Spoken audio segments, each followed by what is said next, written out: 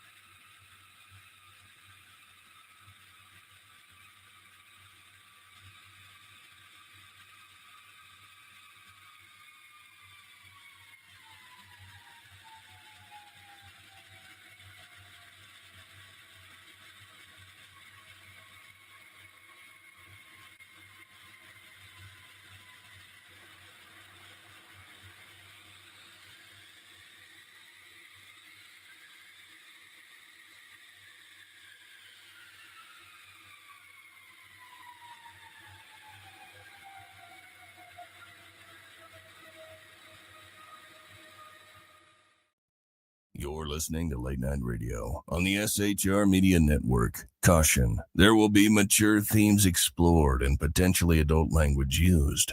If conservatarian words, phrases, certain concepts, or rhetoric offends you, tune in.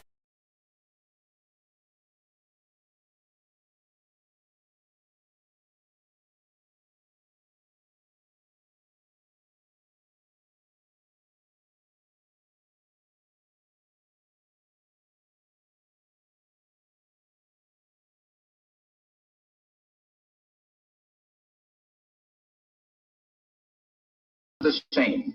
And if you and I don't do this, then you and I may well spend our sunset years telling our children and our children's children what it once was like in America when men were free.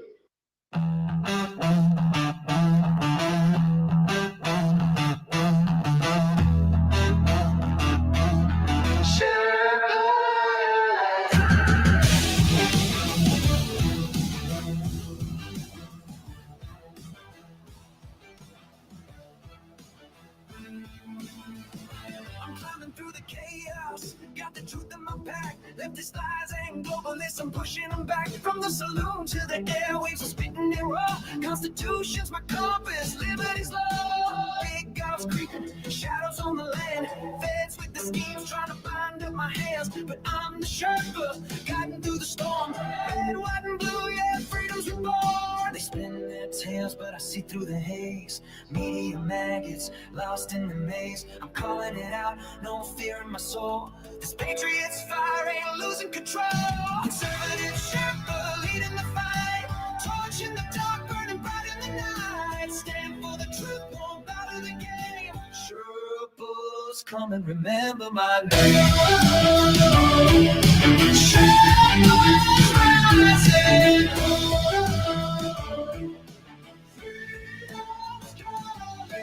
Leftist judges twisted, trying to steal our rights, but I'm locked and loaded, got them in my sights. From J6 to the border, they're selling us out. I'm screaming from the mountain, hear my rebel shout. They mock the flag, but I'm holding it high.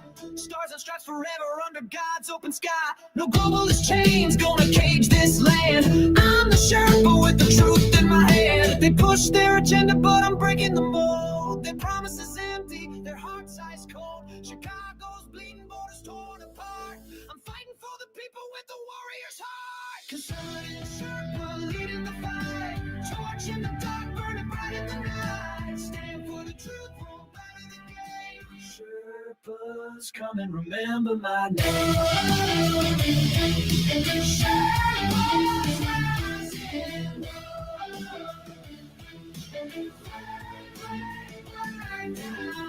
The storms, I've walked the line. 41 years, badge on the grind. Now I'm on the air, my voice like a blade, cutting through the lies that the traitors made. Hurricanes rage, but we're standing tall. Sheriffs of the Constitution answering the call. From the saloon to the heart of the fray, we're taking back America, no more delay. Conservative Sherpa leading the fight. Torch in the dark, burning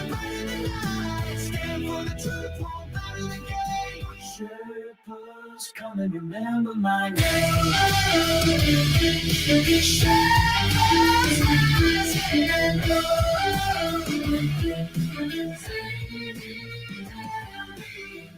Static, hear my voice resound. Conservative Sherpa freedom's battleground. Berserk Bobcat rolls will never kneel. For God and country, this fight is real. Ladies and gentlemen, boys and girls, children of all ages, welcome to BZ's Berserk Bobcat Saloon radio show, where I am broadcasting live and direct from Nofe, N-O-F-E, Idaho, in an actual free state. It surrounds me in every aspect in which I can envision. Sorry I was gone last week. Things weren't fab. Things are fabber today. Not flabber, come on, but fabber. By the way, no airbags in this unit. When we die like men. And thanks for everyone being here. There's a ton of people in chat. Perhaps you may or may not have noticed some new notations with regard to the saloon. I hope that you notice that the camera is sharper. It is sharper. And I can adjust the closeness. And hey, look over here.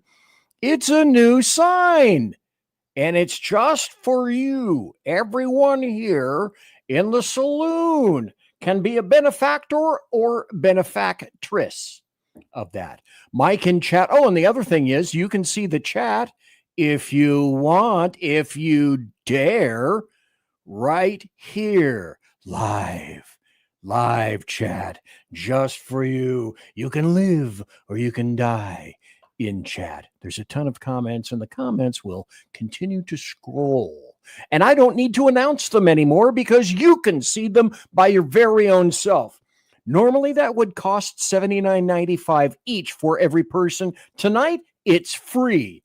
Did you hear free? Yes, you heard free. The other thing is, I'd like to point this out as well. Mike asked about the Pupple, Morton Pupple. This isn't the exact most recent photograph of him. He is under my desk right now. He still has bad days and good days and whatnot. Today was a fairly decent day. It was okay. Tonight, the show consists, of course, the carousel of amusing GURP, which we'll be getting to shortly. Of course, the Chicago death toll. You will stand by for news, and I will talk about how leftist women's are destroying society. And then, if we get to it, with luck, I'll be doing happy stories. One other notazione, and that is this programming note. This coming Thursday night, I will be featuring Neil Mammon and Lonnie Poindexter, who has been here a ton of times. For those of you who may not know, Neil Mammon happens to be this guy. He's written a whole bunch of books. Now, perhaps at this point, you're going to say something similar to BZ. Are you a member of BLM now? What's going on? No, I'm not.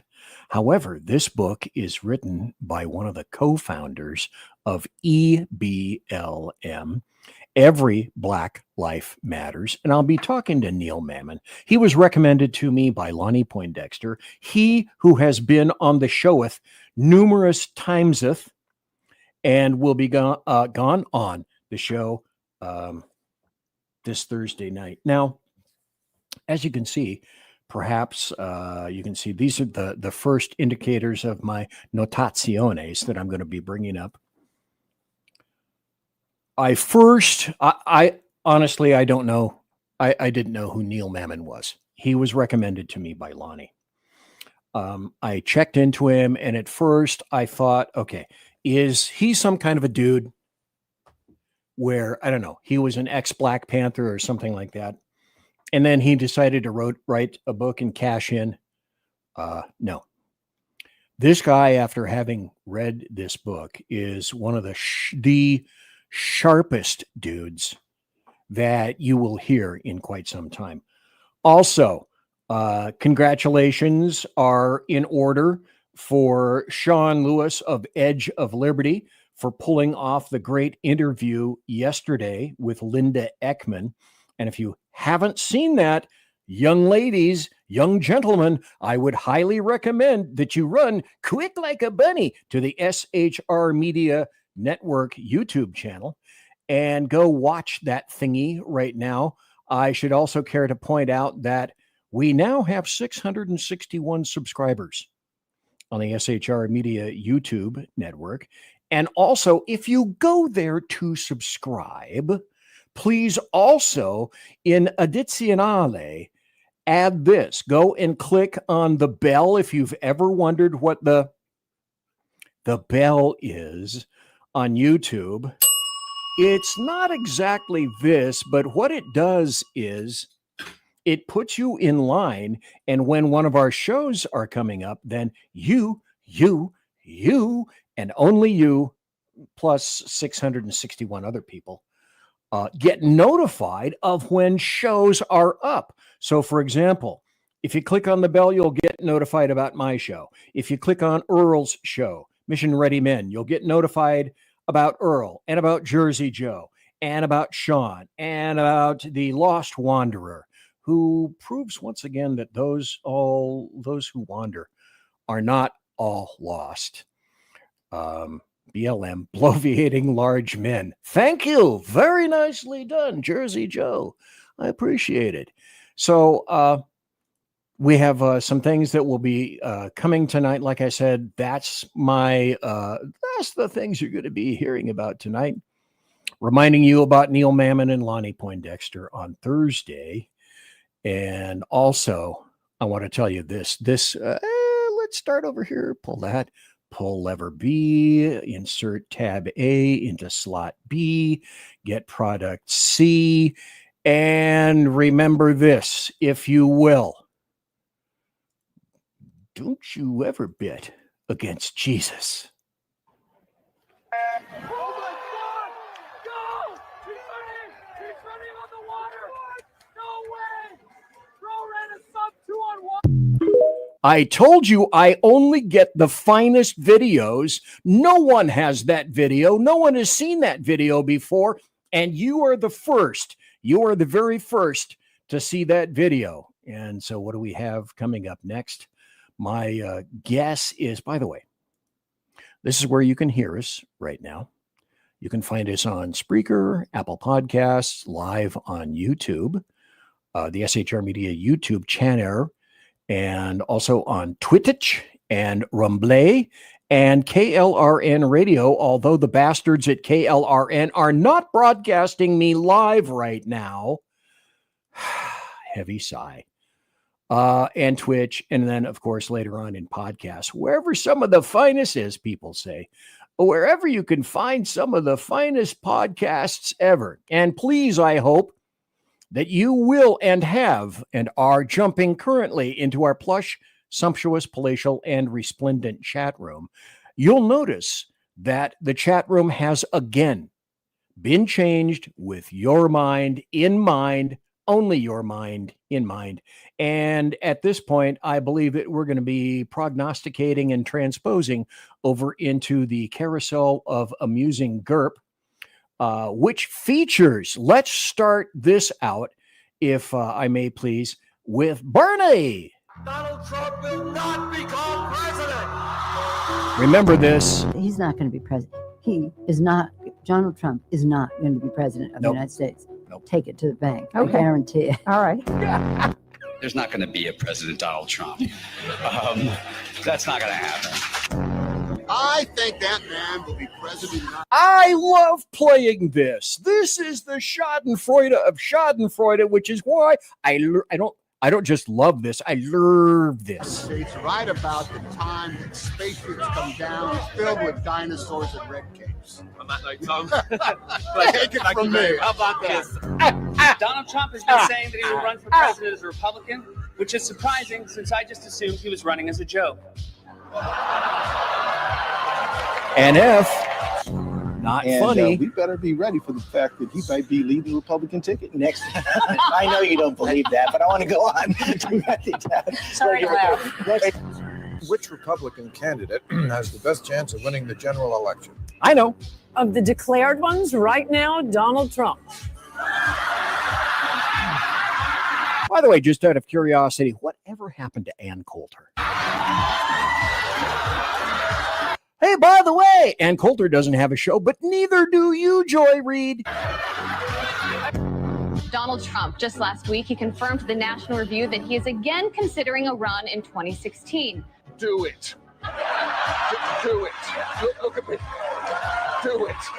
Thank you. Donald Trump will never, ever be president of the United States. This is unfortunately what happens when Nancy threw away the baby and raised the afterbirth. Donald Trump will never be elected president of the United States. Thanks, Harry. Donald Trump is a here today, gone tomorrow candidate for president of the United States.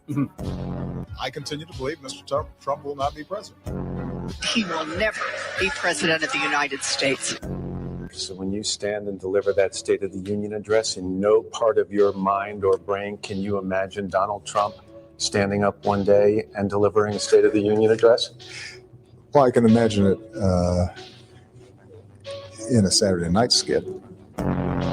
I, Donald John Trump, do solemnly Wipe swear the that I will smirk faithfully right off your execute the face, office mister. of President of the United States. So help me God.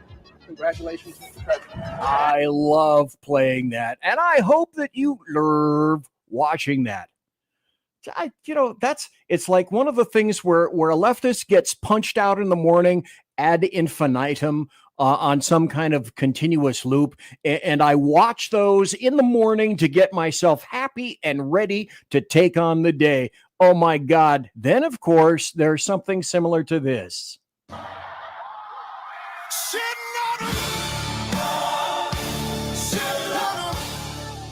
No! Oh no! How juvenile.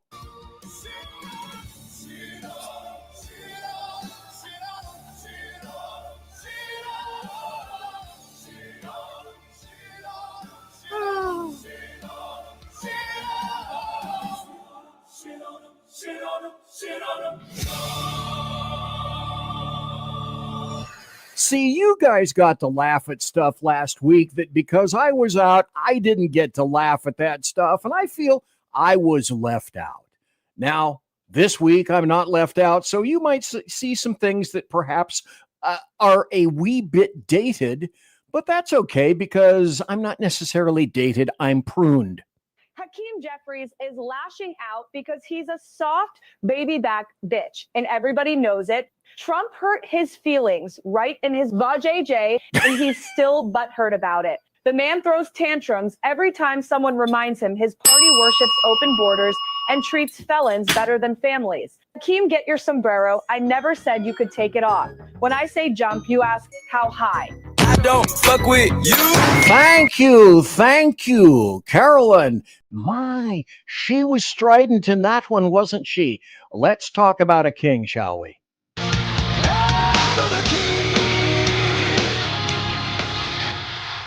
Brandon.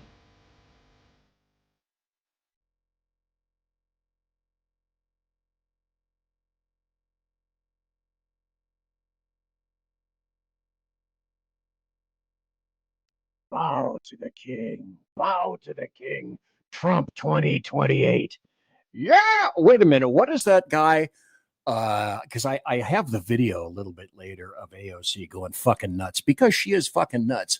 But who's the guy that screamed, "We're going to Oregon, we're going to Zeffron, we're going to Afghanistan"? Yeah. And they excoriated the crap out of him. But it's okay if AOC, ABC does it for me.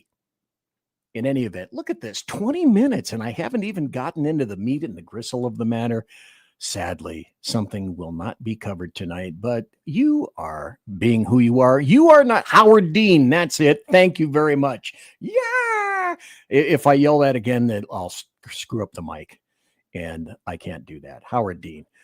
So thanks to everyone for being here. Look, you can buy your own play set Border stop set. The big rig rolls in from Mexico, but what's inside? Open the trailer. Whoa, they're trying to run. Deploy your Border Patrol figures to chase them down. Gotcha. Snap on the cuffs and load them up. Highway Heroes Volvo VNL 640 border stop set includes highway. Yeah, baby. You can get it. See, that's what you need for your kids. Train them right, train them long, train them hard. And then, of course, we talk about kings. Anybody remember this in terms of kings? Liberals wanted Obama to be a king. No one went into the background, and that's one of the reasons that you watch the show is I dig deep into the internet. There's, it's crafting a show, as Sackhead Sean and Earl and Jersey Joe know. Crafting a show is difficult because there's so much going on, and you have to ask yourself, how do you keep track of all this stuff? Part of my problem is I try to put too much stuff into a show because there's just so much GURP to cover. And I kind of don't want to leave anything out. And as I've said before, I use the show for me by way of you in order to discover and remember, moreover, what it was that was happening at the temper of the time. So no thanks. I do not want to sign up for CNN. But anybody remember this? Oh, BZ, you went back to 2012. I sure as hell did. Liberals want Obama to be a king, not a president. Can liberals ever be happy? I keep asking myself this question as I hear an increasing number complaining about President Obama. There seems to be a Greek chorus of liberal whining. I'm disappointed by him. I expected more. I thought he would be different. Jackson Brown, an Obama supporter, lamented that President Obama is just as beholden to the people who put him in office as any of the Republicans would be. Well, you never hear about this stuff. You never think about this stuff. But part of what I do, and the reason that you love all my buttery political goodness, kind of like this. There's goodness, then there's buttery political goodness. Then there's the kind of buttery political goodness that you'll find in the saloon. And that's it. And that's why you come here. By the way, if any of you are on AOL, here's my screen name due to my beard. So you can find me on AOL right there if you want to contact me. Please, I'd love to hear from each and every one of you. Thanks for paying attention tonight. In honor of No Kings, this is like 10 seconds of everything you knew that the leftists were capable of. Trump's a bitch. Yeah, why is that? I don't know. We don't like him. That's the word around here. Any particular reason why you don't like him? No clue at all. I'm just going with everybody else saying. Trump. That's right, because I have no brain. That's the leftist story. We do, in fact, have no brain. If I only had a brain. Go ahead. Okay, guys, we're here as a Christian conservative at a No Kings rally, and we're going to have some conversations with people and see why they believe President Trump is putting their freedom in danger. Okay, what do you odds on any of these people getting pissed or torqued? Hands? Bueller? I'm a Christian, so I love Jesus, and I also happen to love President Trump. I was wondering, you're at the No Kings protest today, I was wondering how President Trump has put your freedom in jeopardy. Every day. I wouldn't say my freedom's in jeopardy. Well, wait a minute. So whose freedom's in? Why are you out here at the No Kings protest, I guess?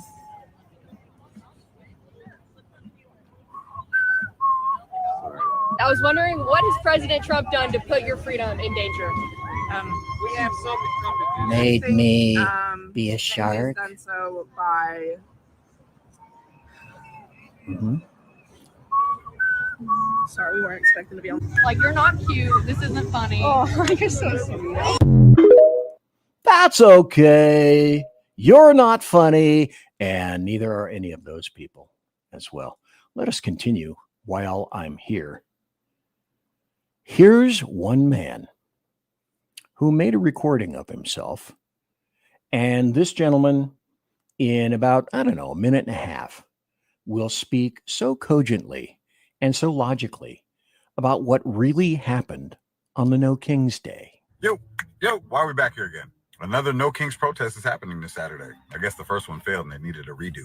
Freedom doesn't mean you get your way. It means I get to call you out for being this damn ridiculous. The freedom fighters. What I see are cosplayers with Amazon Prime signs and Oprah rage. You scream No Kings while worshiping your favorite influencer like they walk on kombucha. You post resist tyranny from a Starbucks on Wi-Fi wearing $200 sneakers made by child labor overseas. Congratulations, your rebellion comes with a loyalty program. You hate the system. You are the system. You beg the same government that you claim to hate to wipe your ass. Forgive your loans, regulate your neighbor's sneeze, and ban mean tweets, and post that you don't like. That's not rebellion. That's a cry for a participation trophy with benefits.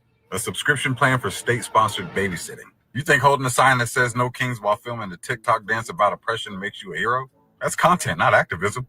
You're not leading a movement. You're chasing an algorithm. You say we don't do kings. Okay, if that's the case, then stop acting like court jesters for whatever celebrity, politician, or blue-check cult leader tells you what to think. Thank you. Thank you very much. Again, more logic than you can shake a dead aardvark at.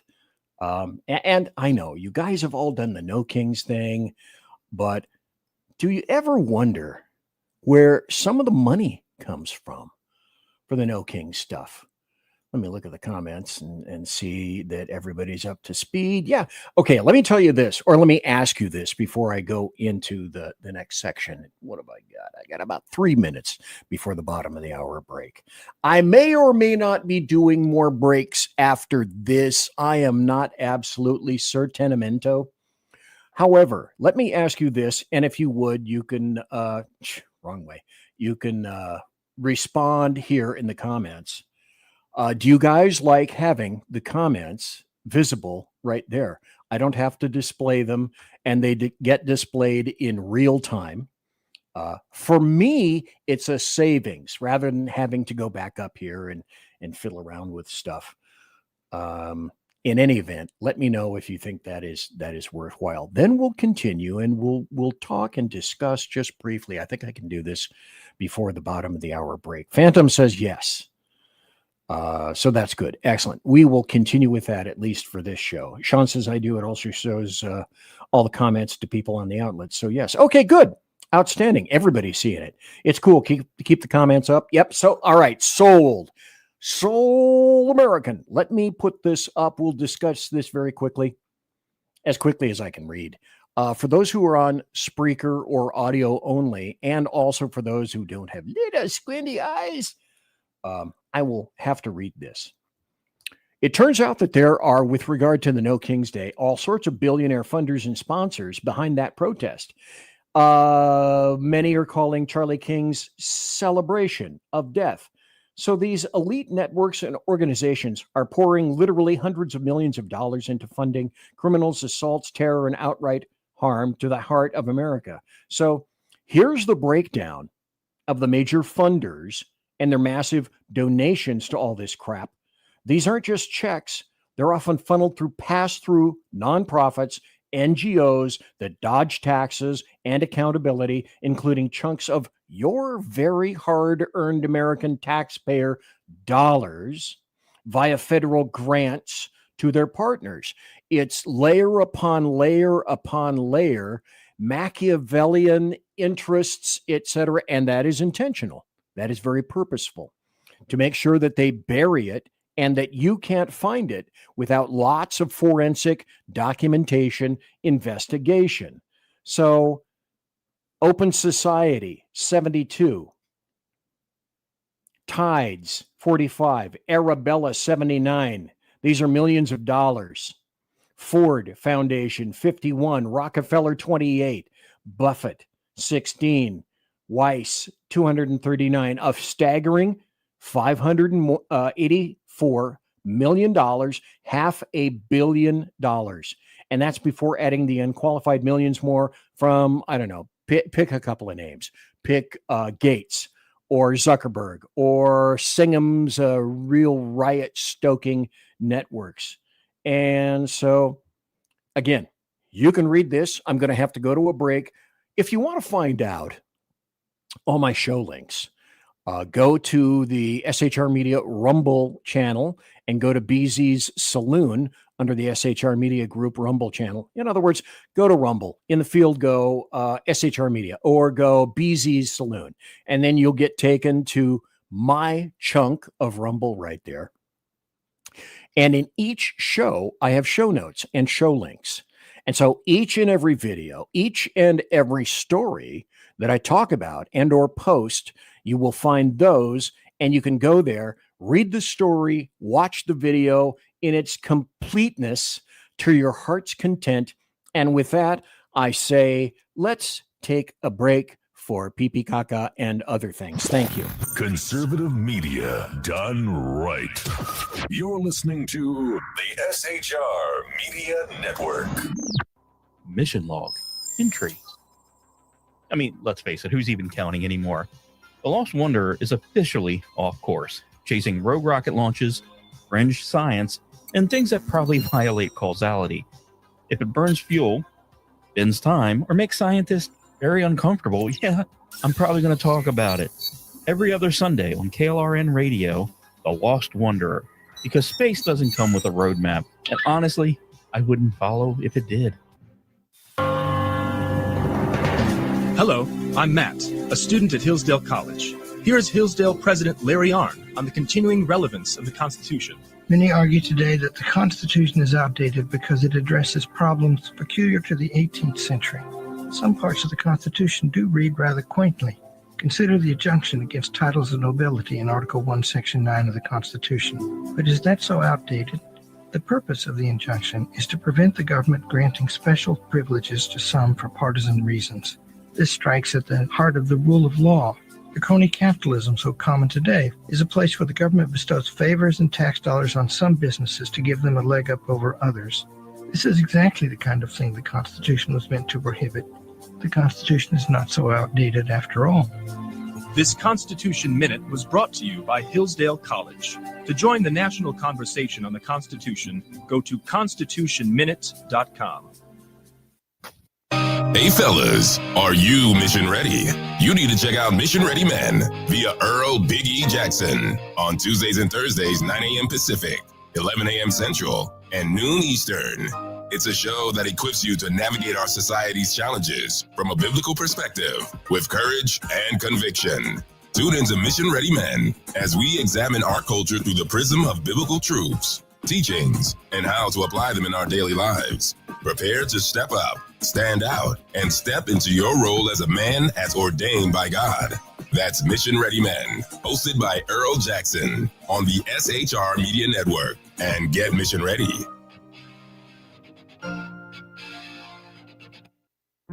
Want to make an immediate difference in the life of a critically ill child? You have the ability to do that right now. Make a donation to Dream Makers for Life, the organization that restores dreams to seriously ill children and their families. You can sponsor a dream pack for a child, which contains a clear PVC backpack, a dry erase board adventure coloring book, a journal, and dry erase markers to inspire a critically ill child to envision a future adventure and hope. Want to become a dream maker for life yourself? Go to dreamforlife.org. That's dreamforlife.org. Help a child. Help a family. There is always hope. You're listening to the SHR Media Network. Folks, I'm back. Well, let's make this smaller. Let's put this in here. I was a little late. You're listening to the SHR Media. I'm BZ. Ton of people here right now. Lots of people are commenting right here. And you are always invited into the show. Tonight, here are the topics I'm going to be talking about. I went into the carousel of amusing GURP, not necessarily completely done with that yet. Then next, we have the Chicago death toll. We'll be listening and standing by for news, then the topic that you've all written about for all these years, leftist women destroy society. I'll get into that. It's like, what? I came to some conclusions. Imagine that, and then happy stories. This is why I loves me some B. the Babylon Bee. Clarence Thomas gently explains to KBJ that not all black people are mentally disabled, just her. After Justice Ketanji Brown Jackson claimed, aside BZ. Now, remember, this is BZ saying this, not the Babylon Bee over here. I think I have a potted ficus that's much more intelligent than she is.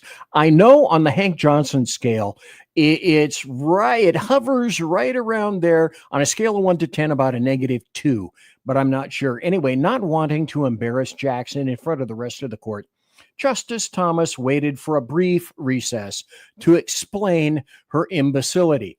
Again, God dang, that's why I loves me some B. I do. Also, people have been whinging and complaining about the East Wing being demoed and all of that. I want to show, I sympathize. I put this up in social media. Like Tom Colicchio. And you'll have to just understand that. Like Tom Colicchio. Now, this is me and Ed is right over here. Ed is my pumpkin. This is me and Ed in the East Wing of the White House. And as I said, like Tom Colicchio, I can't believe the White House East Wing is gone. But here's the funny thing. Oh, God, don't do this to me now. Let me see if I can get this to go again. If I don't, this is an archive from an archive.is. It has been screwing up for me, either on my computer or Google. I'm not sure which, but essentially, I speak leftist. So this was an article. See, there it is right there from the Washington Post that said, you know what? The site can't be reached. Yeah, I know. That's so sad. Anyway, this was the Washington Post saying, you know what? I think that this is a good idea. It was an idea whose time has far passed. It was a small area. There wasn't enough room to host all the people that they wanted to host. And it turns out that Washington Post thinks it was a great thing to do.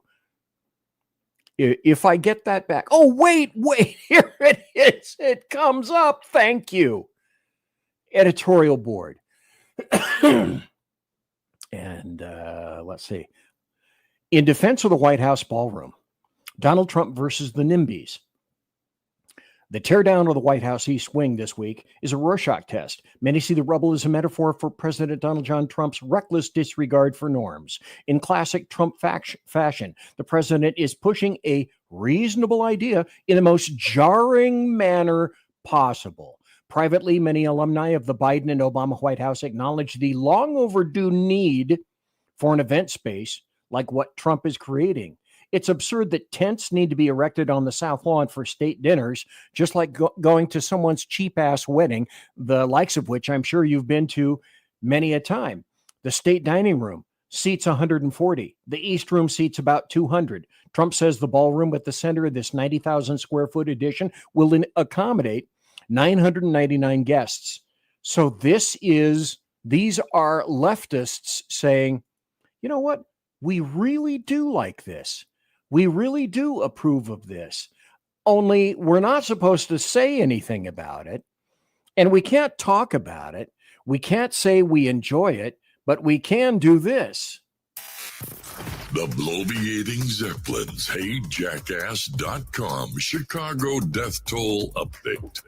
Courtesy of every leftist running that city. From the mayor, police chief, and every autocrat in the 50 wards. Now, there's a reason that I do this. One of it is now, these days, to lead into stupid things that have to do with Chicago. But I start with this. This is the HeyJackass.com, Chicago Death Toll Update, illustrating Chicago values. October to date, shot and killed 31, shot and wounded 118, total shot 149, total homicides 34. Week in progress, October the 26th through November the 1st. Shot and killed 2, shot and wounded 7, total shot 9, total homicides 2. Year to date, shot and killed 317, shot and wounded 1,369, total shot 1,686, and total homicides 376. That means that in Chicago, the city of big shoulders, a person is shot every 4 hours and 16 minutes, and a person is killed every 19 hours and 9 minutes. The bloviating Zeppelins, HeyJackass.com Chicago death toll update. Courtesy of every leftist running that city. From the mayor, police chief, and every autocrat in the 50 wards. But fear not, I have more about Chicago. And the stupid just seem to get stupider. Here's an article from Breitbart. Democrat-run Chicago, at least 11 shot this past Friday into Saturday night. 11 people were shot, one of them fatally, Friday into Saturday across Democrat-run Chicago, Illinois. So it's good to see that racist Mayor Brandon Johnson is still accomplishing his goal of favoring illegal invaders over Black Americans, over any American, over every American. But hey, let me put this up on the stage, folks. This is what JB, Jabba the Hutt, Pritzker wants, and the loving racist, as I say, Brandon Johnson.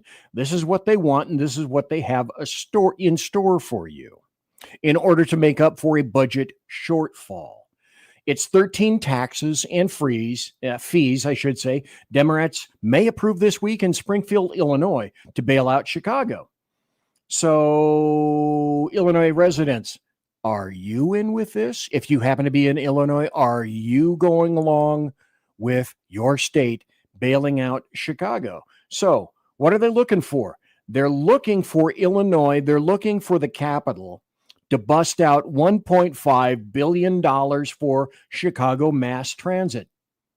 These taxes would be paid by everybody in the state of Illinois. $1 surcharge on all tolls, $1 delivery charge for items delivered to people's doors, 25-cent increase in CTA fares for trains and buses, 10% tax on all rideshare trips, ticket surcharge of $5 to $10 on large ticket events, 25% surcharge on tolls to be paid one time per day, fee of 3 cents per kilowatt hour on electric vehicle charging.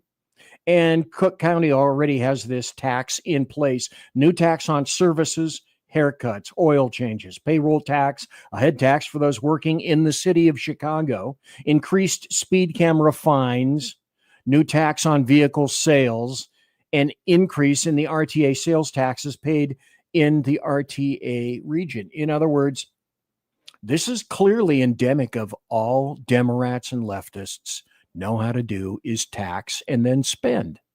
Chicago spends $650 million to house and care for illegal aliens, and that's based on City of Chicago data. That's $1.4 million a day, you lucky bastards and bastardettes, in taxpayer dollars that could be used for American residents. Leftists, all they know is sex and race. So I try to speak to them on a level with which they relate. Black Americans in Chicago have been chipping at Brandon Johnson that the money should be spent on them and not illegal invaders. And yet, does he listen? Does he pay any attention whatsoever? No, of course he doesn't. That's not his job. His job is to continue to favor the greatly expanded, they believe, voting base of illegal invaders. Here's another story. Trump's DOJ found evidence that the Democrats are skewing crime stats ahead of the midterm elections. I've spoken about this before. Chicago PD cannot be trusted. Most police departments in lurks, leftist urban rat cages, cannot be trusted. Chicago PD was already sued, and the suit was won by an individual who said, Chicago PD, you are skewing the stats. A captain has been suspended behind that and skewing stats to make it appear as though, no, there really isn't much crime, and we keep telling you, damn it, there isn't much crime here in Chicago. One of the reasons that that's true, air quotes, is that, well, you're not talking about the right stats. Also, in terms of Illinois and Chicago, how about arresting an Illinois police officer who is an illegal invader? Let's do breaking news now. Immigration, Customs, and Enforcement has just revealed in the last short time a police officer working in Illinois is an illegal immigrant. Radule Bajovic works for the Hanover Police Department. He graduated from the academy in August, but he has been living in the U.S. illegally for a decade after his tourist visa expired in 2015. His illegal status was discovered as part of Operation Midway. So we wanted to bring you the very latest. What you have to understand is, as far as leftists are concerned, if he's overstayed a visa, that's absolutely immaterial. That doesn't matter. Actually being an illegal invader doesn't matter. And then, of course, you had the situation, I believe, in King County in Washington, where they're having illegal invaders, clear and obvious illegal invaders, guard as corrections officers actual Americans in corrections facilities. So you're having illegals deciding what actual Americans will do, where they can go, what they can say, when they have to get up for chow, for med run, for shots. This is a crazy city. This is a crazy time. This is like tales from an alternate universe. Where is this stuff coming from? No one seems to know. But wait, there's more. Earl had this on his show earlier today. So Nicole Wallace on MSNBC and J.B. Pritzker and any number of Democrats have said that, well, Trump never said, we've never said or implied that Trump was Hitler. Well, okay. I haven't suggested that Donald Trump is Hitler. I wouldn't say I don't that think about- any Democrat has. No, I actually and I think it's a smear that they project back on to critics. But JD Vance called Donald Trump cultural heroin. He called him America's Hitler. I mean, the attacks on Donald Trump as a fascist came from 3 generals who worked for him. I mean, the most brutal critiques have come from people that have seen him far more closely than you or I combined. So nobody remember, or does anybody remember, when Jasmine Crockett said that Trump literally was Timu Hitler and a wannabe Hitler. And then here's a before and after. I haven't suggested that Donald Trump is Hitler. The dangers that we saw in Nazi Germany are the dangers that we need to react to now. Well, I think everybody understands that. See, these guys are just like the amount of shame or embarrassment in any of these people equals 0. They have no shame. Newsom has no shame. They will tell you and lie to your face that Newsom, for example, was born a poor black child and ate nothing but grilled cheese sandwiches and hog crap and dirt and worms. That's how poor he was. And they actually think that you're going to believe that. Again, this story will be up in Rumble if you want to see it and examine it in great detail. It's there. It will be there. If you give me a couple of hours to do that, to point that up. Now, Sean Lewis from Edge of Liberty put this up, and I want to give props to Sean. To all of these people, Pritzker, AOC, Pelosi, Warren, Schumer, Waters, Ilhan, Biden, Harris, blah, blah, blah. As Sean said, you are all, in one way or another, you have all compared Donald John Trump, OMB, Orange Man Bad, the guy with the dead orange cat on his head, to Hitler on one occasion or more occasions. And there are the receipts. And you can go through these videos. I will list them all for you to be able to see. Because to make claims these days without the evidence, the articles, the videos is stupid. And that is, I emphasingly emphasize how stupid they believe you are as a consumer of news. They will lie to your face. You can get onto the Mark I Model 1 keyboard right here. If the ancient fat guy right here can find this crap, so can they. But they believe that you are so selectively stupid that you will not even do the most minuscule of research. And in fact, leftists will not. The cognitive dissonance that dwells within the breast of most leftists is beyond staggering. It's pretty much beyond human ken. And it's true. And the cops are no different. It's sad to say. The cops in Portland, the cops in Chicago, and then here's a cop who is, I believe, in Cincinnati, who is the chief of police, was placed on leave pending an internal investigation into the effectiveness of her leadership. Do you remember what she was known for? She was known for blaming social media for featuring the attack on a mob, generally of blacks, attacking whites. Another topic I want to cover real quick. Social media and journalism and the role it plays in this incident. And yes, guys, that's you. That is you. Social media, the post that we've seen, does not depict the entire incident. That is one version of what occurred.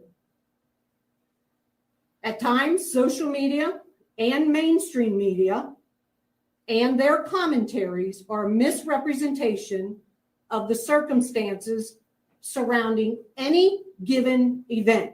So stop right there. Did she release the entire video? As a matter of fact, no, she didn't. Because you know that the American media maggots, having acquired as much video as possible, if it shows anyone at all obsessing about racism in terms of the people that were the victims, the people that were the suspects, you know who's going to win every time. And so her goal at that point was to make sure that she shamed the people that showed that she essentially has no control of her city, nor did she have any control of her city. But that is her background. That's her nature. And then here's another police chief. Oddly enough, it's another woman. Can you imagine? Austin Police Chief Lisa Davis. And this is what she's advocating for. Take it away. We got the Austin Chief of Police out here walking with the protesters today. I love me some protesters. It sure is nice to see that. I love you guys. We all know why it is the way it is in Austin. We got the Austin Chief of Police. This is standard fare anymore for leftist urban rat cage police departments. I find it despicable. Each one of those individuals should remove their badges. They have despoiled their oath of office. One that I had to take any number of times that I did not dishonor. Let me put this up. People are saying now, oh, Portland police, they removed all the stuff from Antifa from in front of the federal ICE building in Portland. Did they now? And they haven't changed. They're no different. Let me see if I can make this big. First, let me start it. Here's what you're going to see once I embiggen it. So they take an Antifa member into custody at the ICE facility, and one of the Portland police officers hoisted up his "fuck Trump" flag as he's waving it.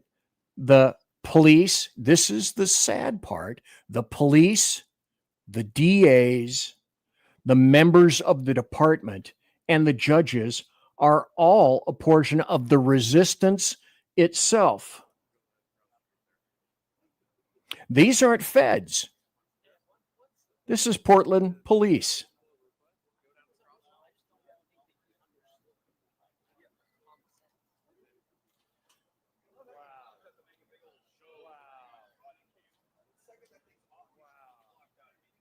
But if you didn't see this here, I can guarantee you, you wouldn't see it.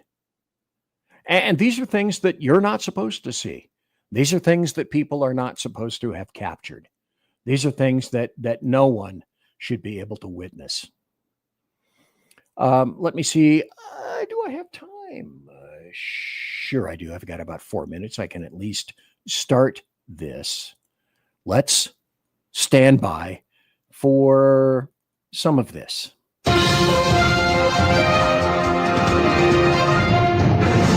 Stand by for news, because I don't have a minute to be able to play all of that stuff. In any event, let's start with Speaker Johnson, who's telling you what it is and why the Democrats are holding the CR hostage, and why we're going to get into, and this is where I'm going to want your opinion in chat. Holding the CR hostage, and you don't get to hear much of this. This is Speaker Johnson. Take it away. And they would send $500 million to liberal news outlets by refunding the Corporation for Public Broadcasting. It would also restore up to $5 billion of American taxpayer funds for wasteful spending for international projects. Here's a couple of examples. This is in their legislation, their counterproposal on the CR to keep the lights open. This is what they want to do. They want to spend $24.6 million of your hard-earned dollars as a taxpayer for climate resilience in Honduras. They want to spend $13.4 million for civic engagement in Zimbabwe. They want to send $3.9 million for LGBTQI plus democracy grants in the Western Balkans. They want to spend $2.9 million of your dollars for desert locust risk reduction in the Horn of Africa, and $2 million for, quote, organizing for feminist democratic principles in Africa. And that's why the Democrats want to hold up the continuing resolution. I remind people, the House has already passed it. It's in the Senate. This is the 13th time, if I've got my numbers correct. Today is the 28th day that we have not had a continuing resolution, that the Schumer shakedown shutdown has continued, and they're holding it hostage. That is being held hostage. There's no other way to think of that or negotiate that. And it's not all bad for Trump. Now, I can't think of this guy's name, but Trump's approval rating because of this, it's plummeting down. No, it isn't. That's exactly right. Turns out shutdowns are different the second time around when it comes to Donald Trump. Take a look here. You know, we speak about Donald Trump shutdowns, net approval rating. We're talking 20 days into it. In 2018/2019, Donald Trump's net approval rating was already falling. The shutdown was eating into his popular sport. I'm sorry, Harry Enton. It was down 3 points already at this particular point and would fall considerably more. It was very much on the decline. You come over to this side of the screen, this shutdown hasn't eaten into Donald Trump's support at all. His net approval rating is actually up a point in terms of his popular support. So the bottom line is this. The first shutdown during Trump's first term, 2018-2019, was hurting Donald Trump. This one is not hurting him at all. There's no real reason Donald Trump might say, at least when it comes to popular support, I want to get out of this shutdown. But wait, there's more. There always is. Folks, I'm BZ. We'll be right back after this. Conservative media done right. You're listening to the SHR Media Network. In a world where leftists are running out of metal for the safety pins of their soothing red diapers, one man stands alone, attempting to fundamentally change America, one leftist diaper at a time.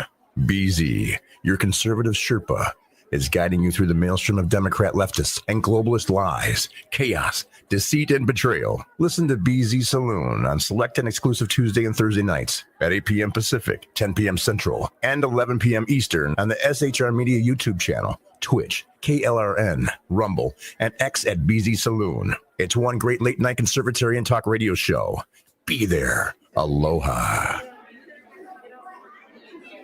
Hello, friends. Do you have a moment so that we may discuss our Lord and Savior monarchy? No, seriously, I'm just kidding. Hi, my name's Rick Robinson. I am the general manager of KLRNradio.com. We are probably the largest independent podcast network that you've never heard of. We have a little bit of everything, and by that, what I mean to tell you is we have news, pop culture, special events, conspiratainment, true crime, mental health shows, drama productions, and pretty much everything in between. So if you're looking for a new podcast home to grab a little bit of everything that you love all in one place, come check us out. You can find us on X under @KLRN You can find us on our Rumble and our YouTube channels under the same names.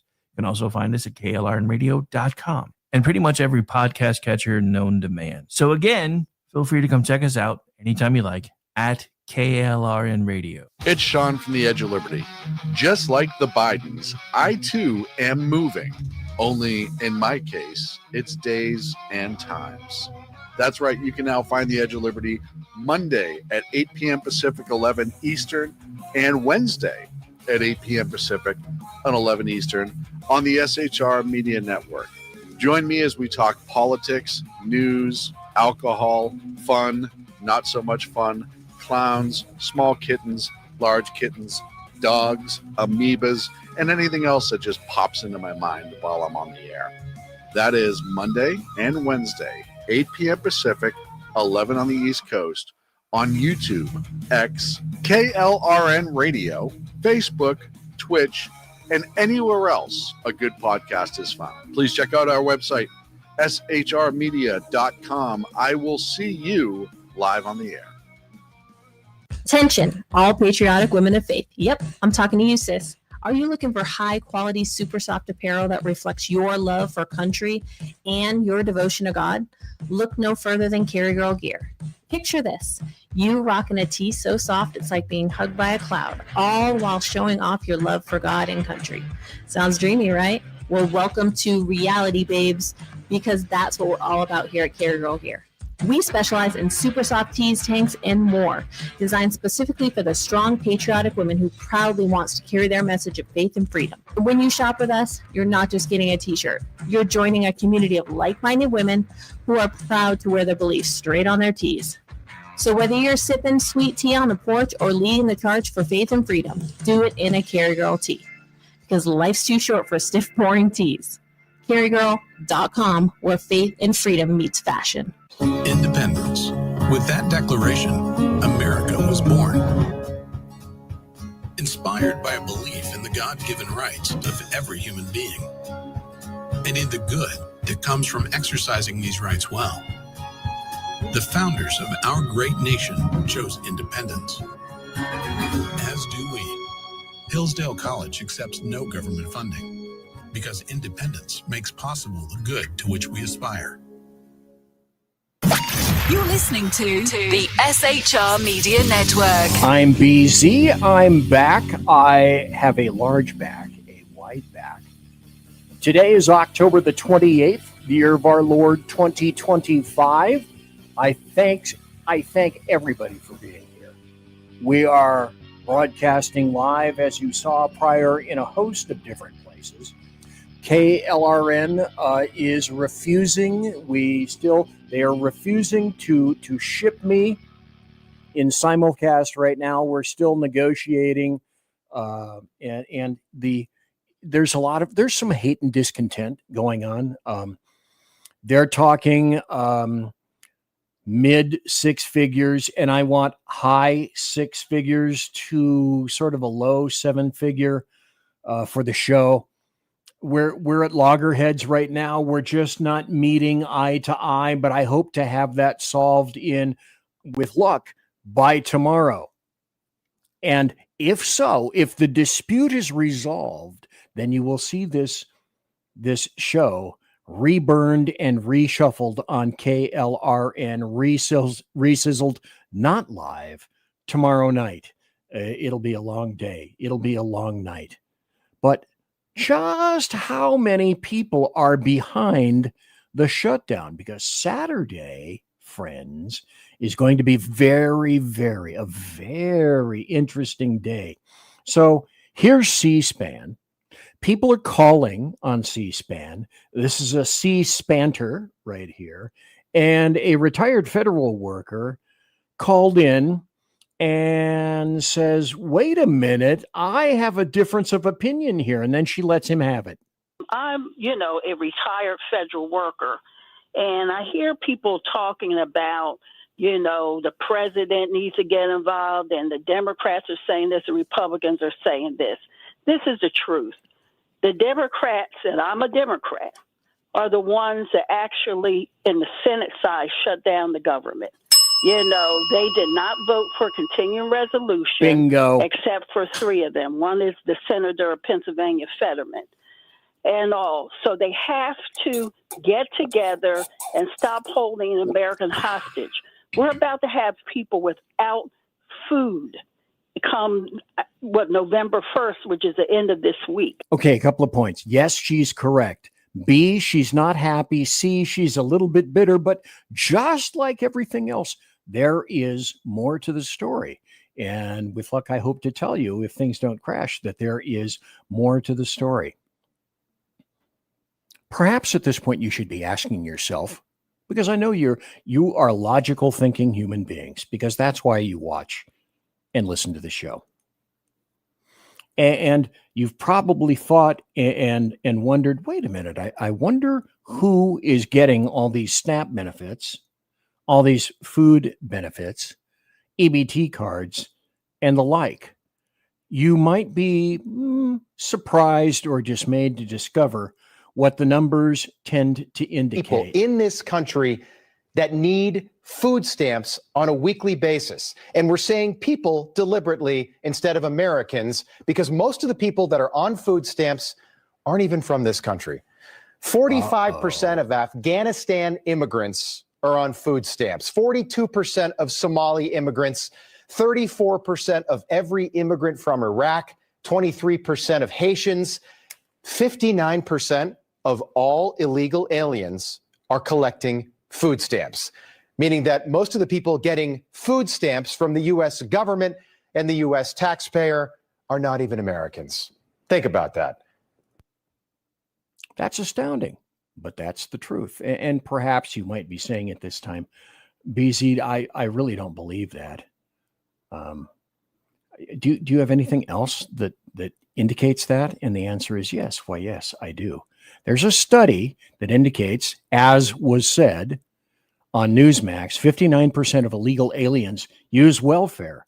And that study, undocumented, well, I call them illegal invaders, undocumented people living in the U.S., used one major welfare program. That compares to 39% for U.S.-born households. Now, I can do the math. I can figure things out, but you are, again, intentionally, this information is withheld from you because it would tend to bias you against illegal invaders. And we certainly can't have that. And of course, there are more stories going on. There's this, another assassination attempt was foiled, which is a big plus.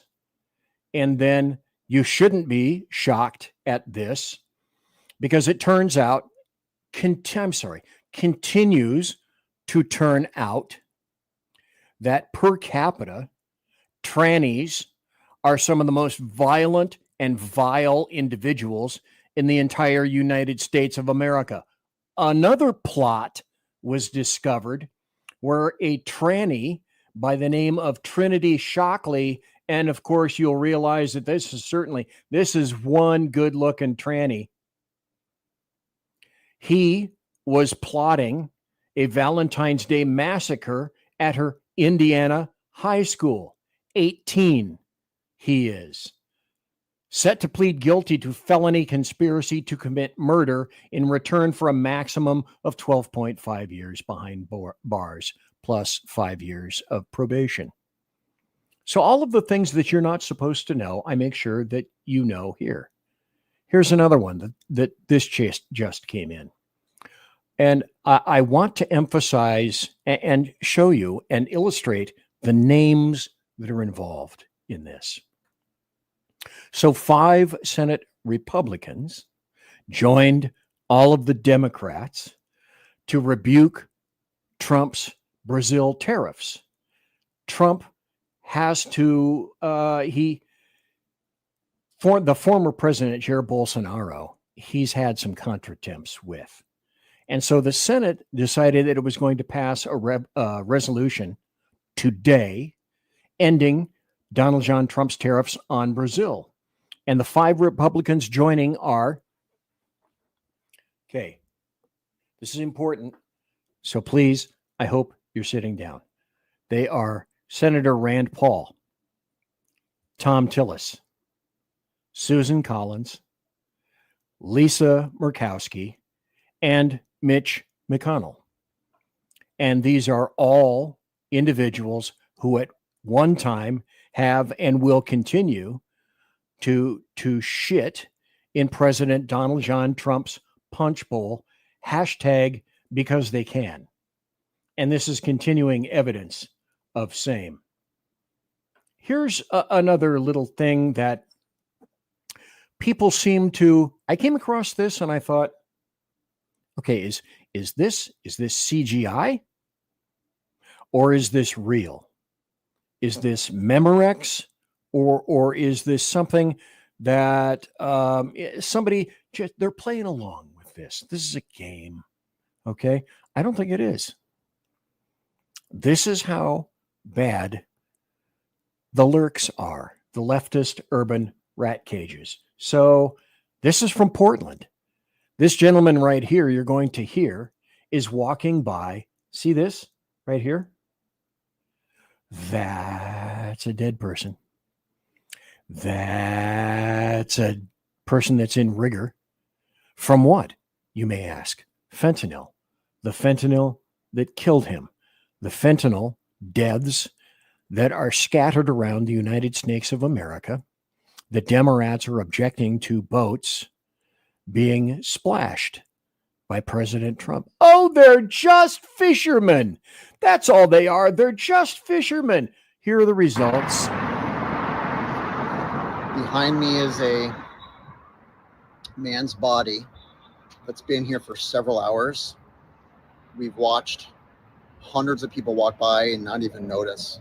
We called 911, but still there's no response. It's Portland. So right in front of me is a dead body. Clutching in his left hand is foil. So this is very clearly a fentanyl overdose. What's also really crazy is hundreds of people have walked by the last hour because we're waiting on emergency services and they've yet to show. And so this person has been completely motionless and it's like literally nobody has noticed. This is just another tragic death on the streets of Portland, which in my one of hundreds, one of thousands, and they will continue. And they will continue. And who will Democrats and leftists, for whom will they have the sympathy? And the answer is it will be the people in the boats transporting the drugs and the illegal invaders coming into this country and the cartel members coming into this country, muling the drugs into the United States. They're the ones that require the sympathy. You know, it's reverse world. It as I indicated, it's like this. It's from Tales from an Alternate Universe. This is not our universe. This is not our country. These are not our people. Where is this coming from? It's like anything and everything good. Turn it upside down, and that will be a pro-advocation from Democrats and leftists. You can't write this. There isn't anything that you can do about it. We're going to have to grind through this period of our history under which the United States of America is being assaulted on all sides by everyone. You know, all aliens, all enemies, I should say. Aliens are our enemies. Illegal invaders are our enemies. But all our enemies, foreign and domestic, we're being assaulted by all of them on all sides. And here's the racist, muzzy, anti-Semitic, lying, Takia-loving, communist mayor, Zoran Mondani, who, it was discovered, he lied. He said his aunt feared walking in New York City post 9/11. She felt unsafe wearing her hijab. And it turns out that, well, she never wore a hijab and she wasn't living in New York City at the time. She was living in Tanzania. But who fact checks any of this stuff? Who fact checks Gavin Newsom or Pritzker? Almost no one. That's intentional. That's purposeful. Here's another story. Who's funding whom?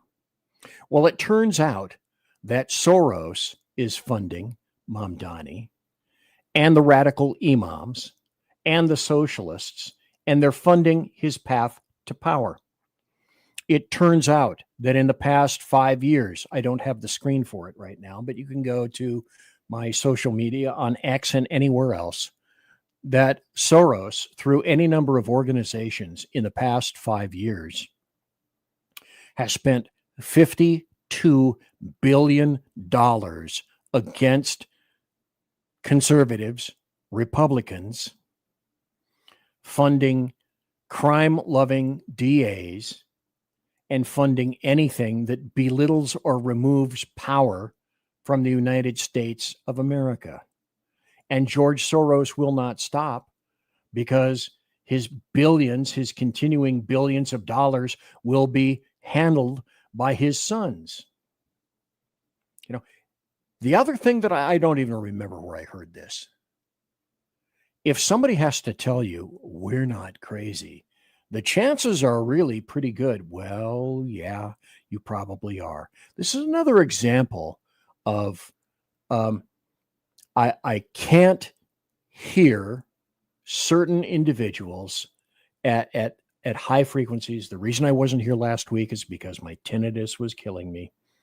And this is going to kill me to play this. So I am ready to turn the volume down, because I cannot listen to certain voices at certain registers.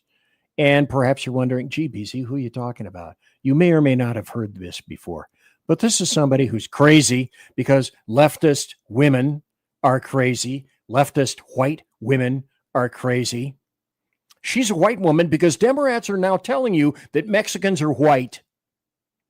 So you have to go by what the Democrats say. So she's AOC. That means she's white. That means she's a crazy leftist white woman. But we must remember, in a time such as this, we are not the crazy ones, New York City. No. We are not the outlandish ones, New York City. Excuse me while I turn down my headset They volume. want us to think we are crazy. We are sane. But we must remember, in a time. Okay. Anyway, that's enough of that. And let's see, I believe, if I'm not mistaken, I have another cut coming up. Yes, here we go. All the people in government who have said that, yes, we're going to continue impeding the federal government. We're going to, it's gone to the point where, and I'm just wondering where this is, at what point will a physical action occur? So governors, Pritzker, Newsom, et al., Hochul, I also believe, have said that there will be arrests if ICE agents do not comply with state law. State law does not apply to federal agents. You have to ask yourself, how far will they push this? And then Steve Miller comes into the rescue and luckily states the obvious. Let's talk about your willingness and under what federal authority do you arrest a sitting governor? I understand the supremacy clause.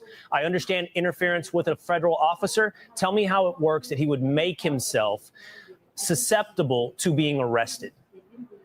Well, the answer I'm about to give doesn't only apply to Governor Pritzker.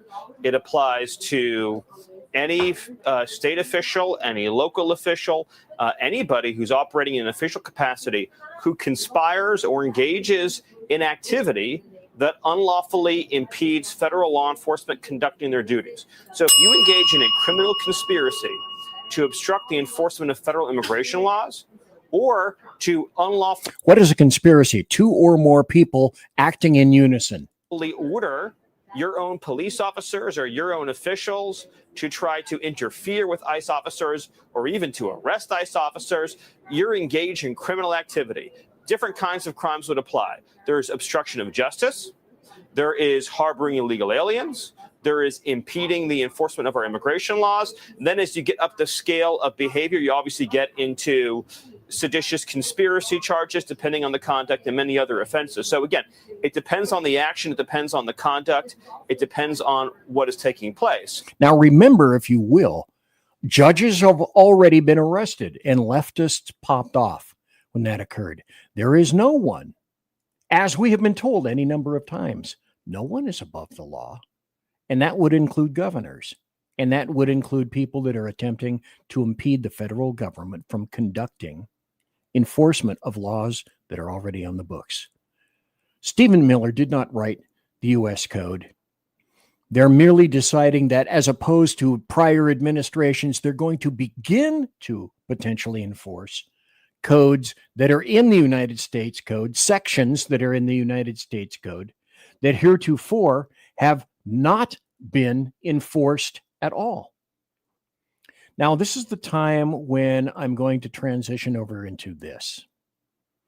And I believe that when you hear this, you're going to agree with me.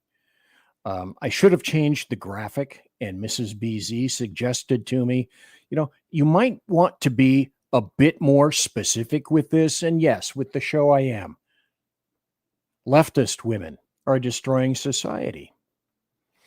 Let me start with this video. Then I'm going to go into an article. This is what I would consider to be a perfect illustration of leftist white women who are in the process of destroying society, about 2 minutes worth. Now, this is who is running and the types of individuals that are running the Democrats right now. Go. And shame on Jeffries and shame on Schumer for not being at that rally. Seriously, that is the most despicable Democratic leadership I've ever seen, especially considering they're both New Yorkers. It's just embarrassing for Democratic leadership. And then finally, if you think the Zoran thing is happening just in New York and you think people are waking up only in New York City, you're mistaken. Look at this clip of a wine mom at the No Kings March. Play the clip. His name was Charlie Kirk, ma'am? Yeah, him is horrible. Horrible. Charlie Kirk is horrible? Yes, I'm glad he's not here. You're glad he's dead? Yes.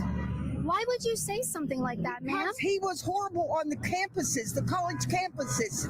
Horrible person. Okay, there's a normal person on the right, there's a leftist white chick on the left, and then there's the one in the inset who is smug and loving this. You know what? I do the exact same thing. Well, would you be glad if I would die? Maybe.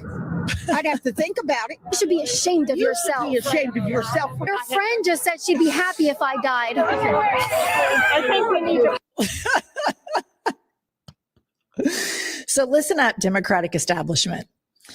You can either jump on board with this shit or we're coming after you in the same way that we come after MAGA. Period. Stop taking AIPAC money. Go on an I'm sorry I took AIPAC money atonement tour if you want to stay in power. These are the people that are running the Democrat Party right now. It's not Schumer. It's not any of the old staid STAID Democrats anymore. It's these lunatics.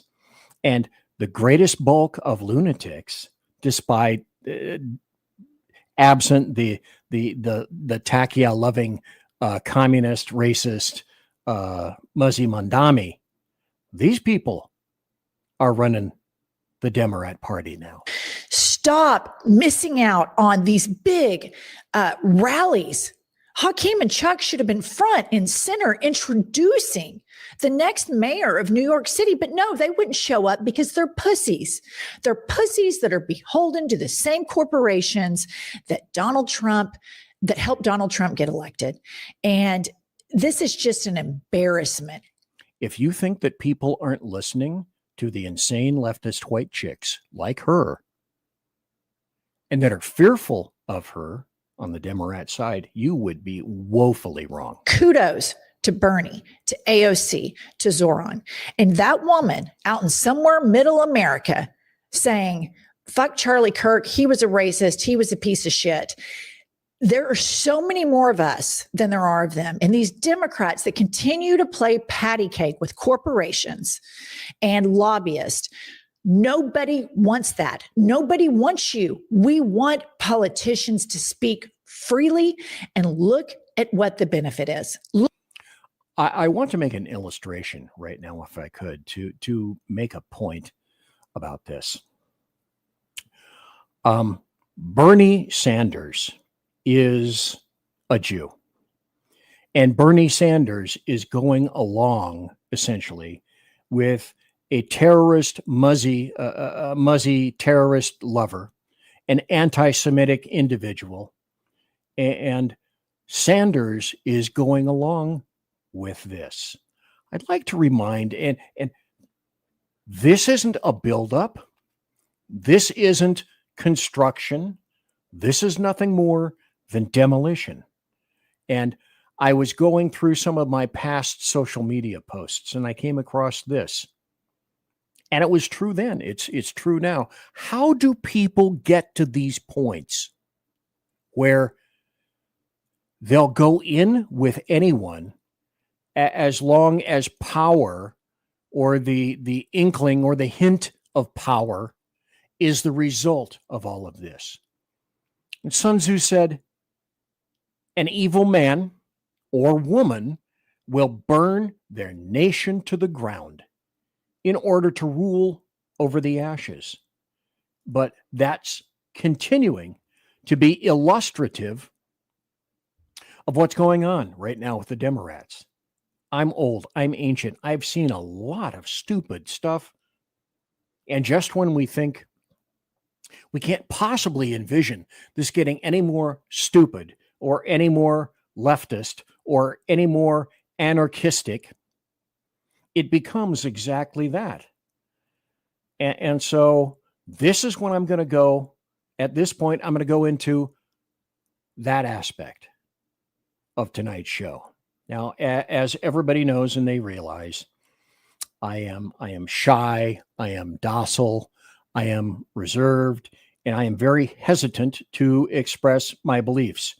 So therefore, when I come across an article that extols pretty much my own precise beliefs in a way that I find it has the ability to be even more efficacious than my customary wallflower-like standing as you've come to know me here on the show, because that's who I am. I'm a shrinking violet. I'm a wallflower, and I wish I would express and come out of my shell and express my opinion every once in a while. But when I come across an article and at the conclusion of it, I think, holy crap, that's exactly what I meant to say, only better and more on point than pretty much anything that I could have written myself. So instead of summarizing this article, because every paragraph seems to be, I mean, in my opinion, I'm going to read it in total. The last time I did that was a Kurt Schlichter article, and I don't even do that anymore. But I'm going to read this by a person that I hadn't seen this coming, because it's the source of this article is surprising, and I had personally been cogitating on this topic for quite some time, and I concluded, after seeing all of these things being unfolding all around me, that pretty much all the ills that we're suffering from right now stem from insane leftist white bins. We have been Venused by the emotionally insane instead of Marsed by logic and strength. And the biggest areas affected negatively by insane leftist white chicks are, as you well know, education and law and medicine. And these people are nuts. You know, we don't need less testosterone. We need more testosterone. We need to halt the veritable pussification of our nation. I don't know how else to express that so that the point is slammed home. And by the extension, our entire planet, because in its current state as a civilization, our years are numbered, all to the pleasure and joy of Islam. You knew they'd come in here somewhere. They're just waiting. Perhaps, you know, and I've got a couple of articles following that too. Perhaps they will stun you. Perhaps you will just say, well, I kind of expected that. I kind of suspected that all along. But you'll have to agree, in order to, this is a matter of survival. In order to survive, we have to get rid of any influence whatsoever of leftist white chicks and put the men back in charge. Oh, BZ. Yeah, blah, blah, blah, blah, blah. Couldn't care less what you think. You don't like me, tune me out. What I said at the beginning of the show. If you're still here, you're going to want to hear the rest of this. Now, finally, as I say, as Mrs. BZ emphasized, I started to say women. No, it shouldn't be all women. It's leftist white chicks. And so to what I say, let's get ready to lock you low, because here is the original predicating article that I read. This is from, and I don't even remember how I came across this. This article is from compactmag.com. Never heard of it before. And gosh, look over here. Point the right way, BZ. There we go. Look who wrote it. Was it a guy? Was it a dude high on testosterone? As a matter of fact, it wasn't. So we're going to start here. In 2019, I read an article, meaning the author, Helen Andrews. I read an article about Larry Summers in Harvard that changed the way I look at the world. The author, writing under the pseudonym Jay Stone, argued that the day Larry Summers resigned as president of Harvard University, Harvard, marked a turning point in our culture. The entire woke era could be extrapolated from that moment, from the details of how Summers was canceled, and most of all, who did the canceling? Women. The basic facts of the Summers case were familiar to me on January 14th, 2005. At a conference on diversifying the science and engineering workforce, Larry Summers gave a talk that was supposed to be off the record. In it, he said that female underrepresentation in hard sciences was partly due to different availability of aptitude at the high end, as well as taste differences between men and women not attributable to socialization. Now, some female professors in attendance were offended, sent his remarks to a reporter in defiance of the off-the-record rule. Imagine that. The ensuing scandal led to a no-confidence vote by the Harvard faculty and eventually Summers' resignation. So the essay argued that it wasn't just that women had canceled the president of Harvard. It was that they'd canceled him in a very feminine way. They made emotional appeals rather than logical arguments. When he started talking about innate differences in aptitude between men and women, I just couldn't breathe because this kind of bias makes me physically ill, said Nancy Hopkins, a biologist at MIT. Summers made a public statement clarifying his remarks, and then another, then a third, and the apology more insistent each time. Experts chimed in to declare that everything Summers had said about sex differences was within the scientific mainstream. Those rational appeals had absolutely zero, the null set effect on mob hysteria. The cancelization was feminine. The essay argued because all cancellations are feminine. Cancel culture is simply what women do whenever there are enough of them in a given field or organization. Remember that. That is the great feminization thesis, which the same author later elaborated at book length. Everything that you think of as wokeness is simply an epiphenomenon of demographic feminization. The explanatory power of the simple thesis was incredible. It really it unlocked the secrets of the era we're living in. Wokeness is not a new ideology, an outgrowth of Marxism, or a result of post-Obama disillusionment. It is simply feminine patterns of behavior applied to institutions where women were few in number until recently. How did I not see it before? Possibly because, like most people, I think of feminization as something that happened in the past before I was born.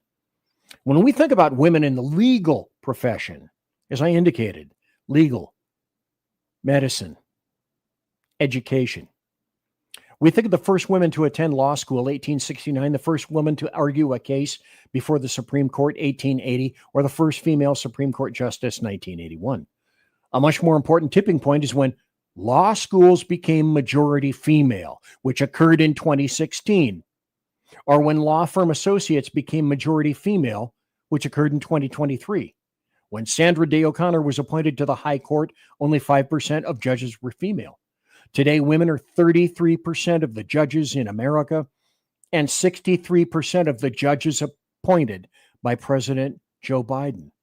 The same trajectory can be seen in many professions. A pioneering generation of women in the 60s and 70s, increasing female representation through the 80s and 90s, and gender parity finally arriving, at least in the younger cohorts, in the 2010s and 2020s. In 1974, only 10% of the New York Times reporters were female.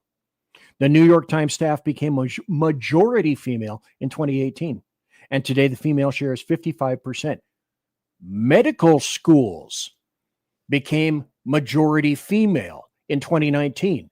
Women became a majority of the college-educated workforce nationwide in 2019. Women became a majority of college instructors in 2023. Women are not yet a majority of the managers in America, but they might be soon, as they are now 46%. So the timing fits.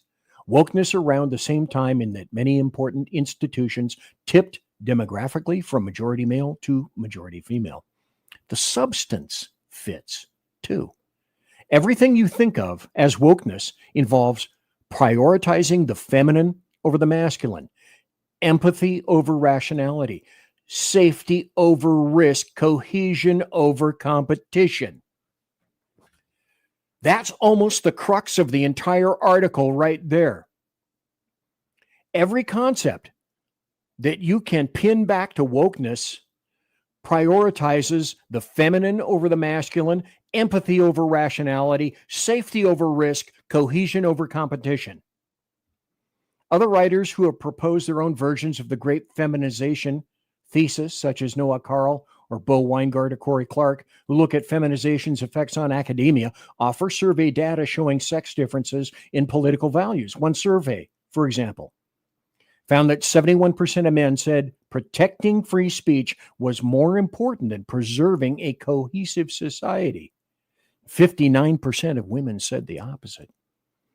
The most relevant differences are not about individuals, but about groups. In my experience, the author, individuals are unique, and you come across outliers who defy stereotypes every day, but groups of men and women display consistent differences, which makes sense if you think about it statistically. A random woman might be taller than a random man, but a group of 10 random women is very unlikely to have an average height greater than that of a group of 10 men. The larger the group of people, the more likely it is to conform to statistical averages. Female group dynamics favor consensus and cooperation. Men order each other around, but women can only suggest and persuade.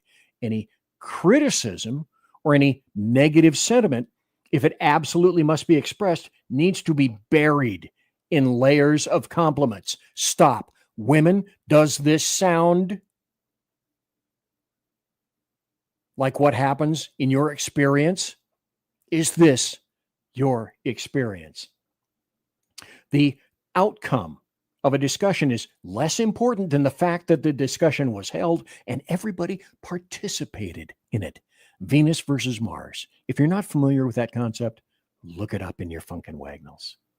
The most important sex difference in group dynamics is attitude to conflict. In short, men wage conflict openly while women covertly undermine or ostracize their enemies. Again, women at work in groups. Is this what you've discovered? And if so, then this makes sense to you. Barry Weiss, in her letter of resignation from the New York Times, described how colleagues referred to her in internal Slack messages as a racist, a Nazi, and a bigot. This is the most feminine part. Colleagues perceived to be friendly with me were badgered by coworkers. Weiss once asked a colleague at the Times opinion desk to get coffee with her. So this journalist, a biracial woman who wrote frequently about race, refused to meet. This was a failure to meet the standards of basic professionalism, obviously. It was also very feminine. Men tend to be better at compartmentalizing than women, and wokeness was, in many ways, a society-wide failure to compartmentalize. Traditionally, an individual doctor might have opinions on the political issues of the day, but he would regard it as his professional duty to keep those opinions out of the examination room. Now that medicine has become more feminized, doctors wear pins and lanyards expressing views on controversial issues, from gay rights to Gaza. They even bring the credibility of their profession to bear on political fads. As when doctors said Black Lives Matter protests could continue in violation of COVID lockdowns because racism was a public health emergency. But you knew that already, BZ says, as an aside. You intuited that because you are intelligent human beings, and that's why you're here. One book that helped me put the pieces together was Warriors and Worriers, The Survival of the Sexes by psychology professor Joyce Benenson. She theorized that men develop group dynamics optimized for war, while women develop group dynamics optimized for protecting their offspring. These habits, formed in the mists of prehistory, explain why experimenters in a modern psychology lab, in a study that Benenson cites, observed that a group of men given a task will jockey for talking time, disagree loudly, and then cheerfully relay a solution to the experimenter. A group of women, given the same task, will politely inquire about one another's personal backgrounds and relationships, accompanied by much eye contact, smiling and turn-taking, and pay little attention to the task that the experimenter presented.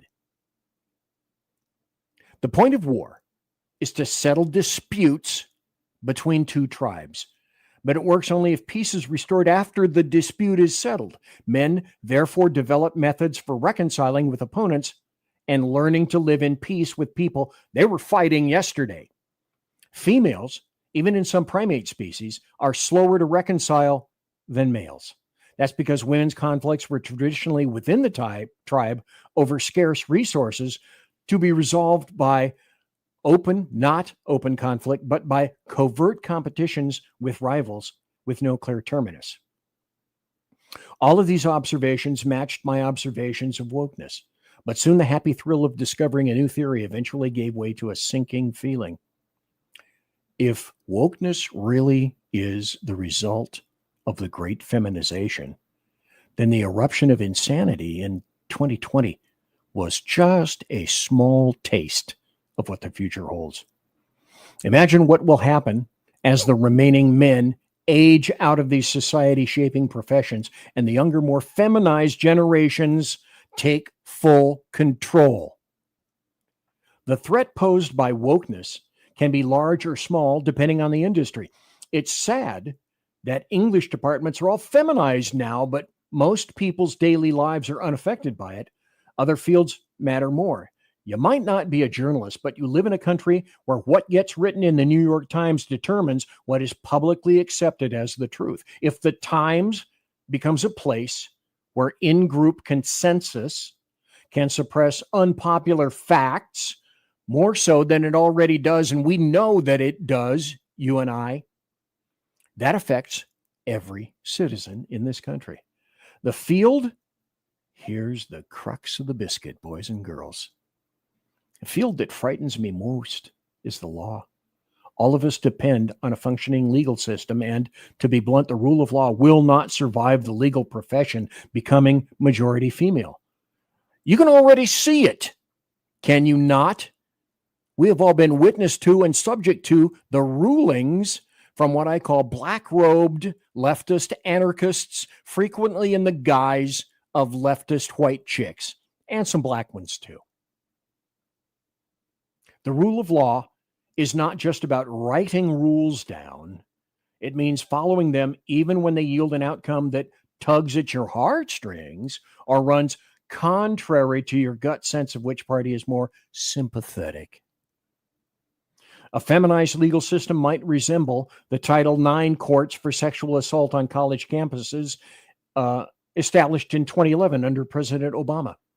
These proceedings were governed by written rules and so technically could be said to operate under the rule of law, but they lacked many of the safeguards that our legal system holds sacred, such as the right to confront your accuser, the right to know what crime of which you are accused, and the fundamental concept that guilt should depend on objective circumstances knowable by both parties, not in how one party feels about an act in retrospect. These protections were abolished because the people who made these rules sympathized with the accusers, who were mostly women, and not with the accused, who were mostly men. These two approaches to the law clashed vividly, and here we go, kids, in the Brett Kavanaugh confirmation hearings. The masculine position was that if Christine Blasey Ford can't provide any concrete evidence that she and Kavanaugh were ever in the same room together, her accusations of rape cannot be allowed to ruin his life. The feminine position was that her self-evident emotional response was itself a kind of credibility that the Senate committee must respect. If the legal profession becomes majority female, I expect to see the ethos of Title IX tribunals and the Kavanaugh hearings spread. Judges will bend the rules for favored groups and enforce them rigorously on disfavored groups. That it already occurs to a worrying extent. It was possible to believe back in 1970 that introducing women into the legal profession in large numbers would have only a minor effect. That belief is no longer sustainable. The changes will be massive. And folks, I will continue until this is done. No more breaks, no more commercials. I will simply continue. I want you to see and understand this. Oddly enough, both sides of the political spectrum agree on what those changes are going to be. The only disagreement is over whether they will be a good thing or a bad thing.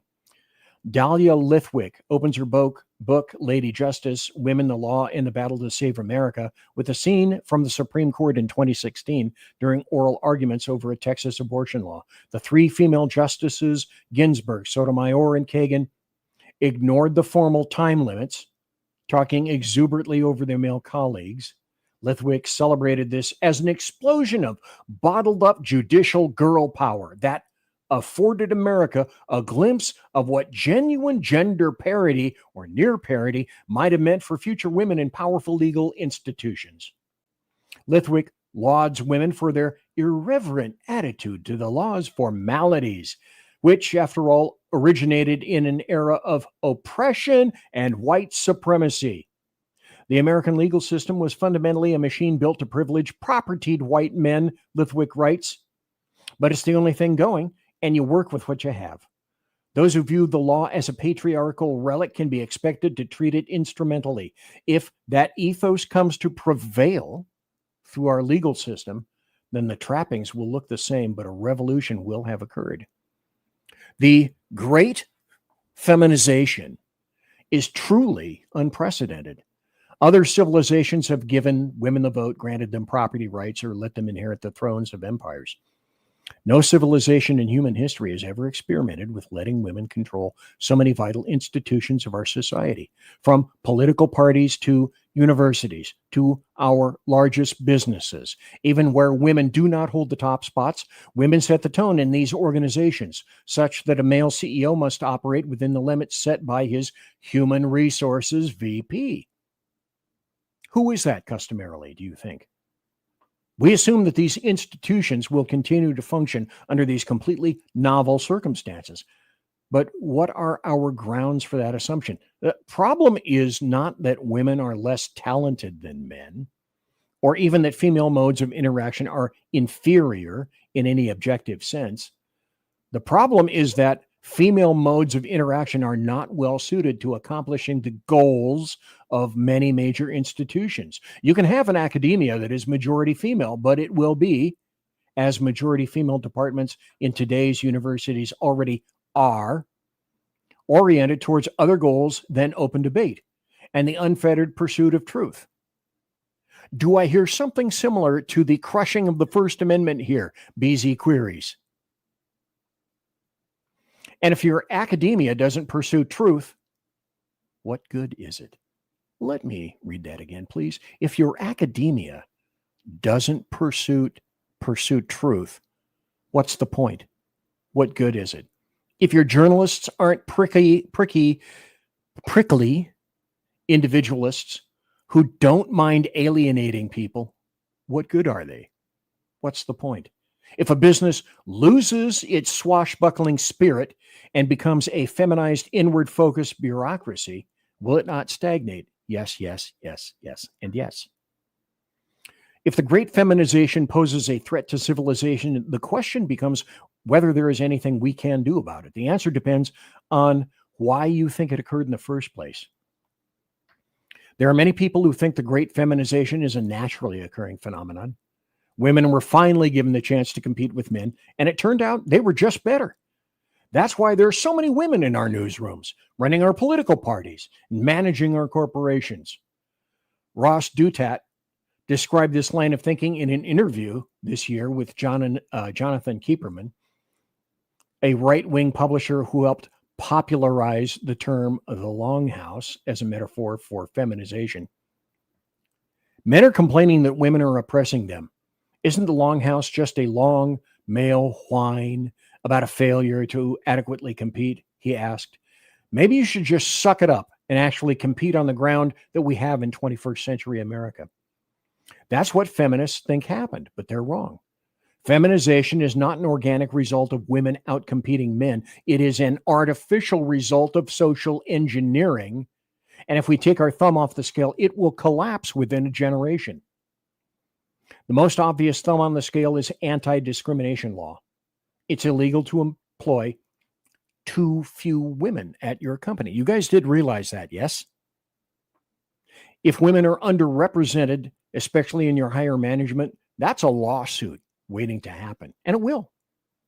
As a result, employers have given women jobs and promotions that they otherwise would not have gotten simply in order to keep their numbers up. Now, it's rational for them to do this because the consequences for failing to do so can be dire, and they have consequences. Texaco, Goldman Sachs, Novartis, and the Coca-Cola Company are among the companies that have paid 9-figure settlements in response to lawsuits alleging bias against women in hiring and promotions. No manager wants to be the person who lost his company $200 million in a gender discrimination lawsuit. Anti-discrimination law requires that every workplace be feminized. A landmark case in 1991 found that pinup posters on the walls of a shipyard constituted a hostile environment for women. And that principle has grown to encompass many forms of masculine conduct.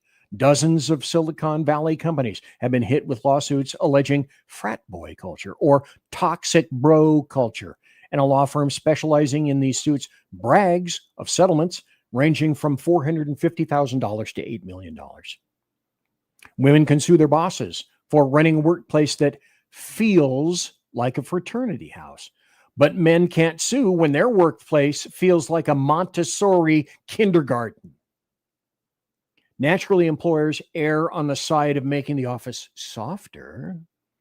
So if women are thriving more in the modern workplace, is that really because they are out competing men? Or is it because the rules have been changed to favor them?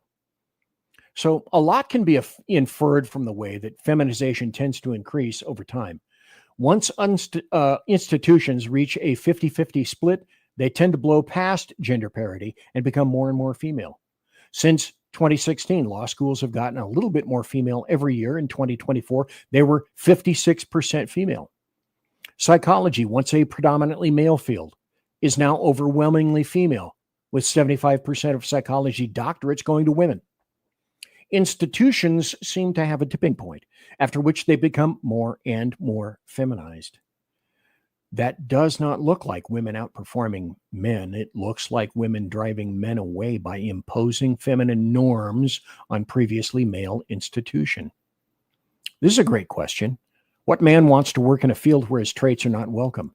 What self-respecting male graduate would pursue a career in academia when his peers are going to ostracize him for stating his disagreements too bluntly or espousing a controversial opinion? In September, I gave my speech at the National Conservatism Conference along the lines of the essay above. I was apprehensive about putting forward the great feminization thesis in such a public forum. It's still controversial, even in conservative circles, to say that there are too many women in a given field, or that women in large numbers can transform institutions beyond recognition in ways that make them cease to function at all. I made sure to express my argument in the most neutral way possible. To my surprise, the response was overwhelming. Within a few weeks, the video of the speech I'd gotten was over 100,000 views on YouTube and became one of the most viewed speeches in the history of the National Conservatism Conference. It's good that people are receptive to the argument because our window to do something about the great feminization is closing. There are leading indicators and lagging indicators of feminization, and we are currently at the in-between stage when law schools are a majority female, but the federal bench is still majority male. Now, in a few decades, the gender shift will have reached its natural conclusion. Many people think wokeness is over, slain by the vibe shift. But if wokeness is a result of demographic feminization, then it will never be over as long as the demographics remain unchanged. As a woman myself, I'm grateful for the opportunities I have had to pursue a career in writing and editing. Thankfully, I don't think solving the feminization problem requires us to shut doors in women's faces. We simply have to restore fair rules. Right now, we have a nominally meritocratic system in which it is illegal for women to lose. Let's make hiring meritocratic in substance and not just name, and we will see how it shakes out. Make it legal to have a masculine office culture again. Remove the HR lady's veto power. I think people will be surprised to discover how much of our current feminization is attributable to institutional changes like the advent of HR, which were brought about by legal changes and which legal changes can reverse. Because after all, I'm not just a woman. I am also someone with a lot of disagreeable opinions who will find it hard to flourish if society becomes more conflict averse and consensus driven. Here's the other part. I'm a mother of sons who will never reach their full potential if they have to grow up in a feminized world. We all are dependent on institutions like the legal system, scientific research, and democratic politics that support the American way of life, and we will all suffer if they cease to perform the tasks they were designed to do. To which I say, holy crap. Helen Andrews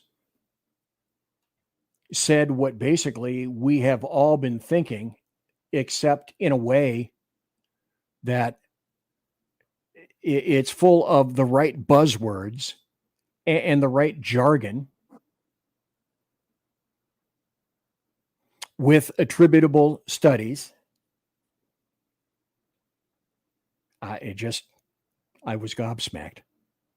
And then people jumped on with that. Here's David Strom in Hot Air. A compelling theory of woke. Certain essays can define how you see an issue or a time. Helen Andrews' short essay in Compact Magazine has already sparked a debate which may help to define the ideological challenge of the second half of the 2020s. Okay. Completely agreed. But wait, there's more. Now, when I started with this article as a foundation, I did what BZ does. I went searching and digging, trying to find if my standard Mark I Model 1, but wait, there's more, was applicable to any of this stuff. And it turns out, why, yeah, it was. Here's the American Spectator: feminism, the nose ring theory, and our potential extinction. What the indoctrination of third wave feminism has wrought. Loneliness. Hold that thought. I have an acquaintance. She's a lot younger than me. I like her, but she's one of those people who thinks she's a rebel by doing things which are annoyingly conventional for women her age. What's that thing with the nose ring? She actually has two, including the dreaded ring through her septum. I said, that's repellent. That's so obnoxious, she protested. How can he tell me that?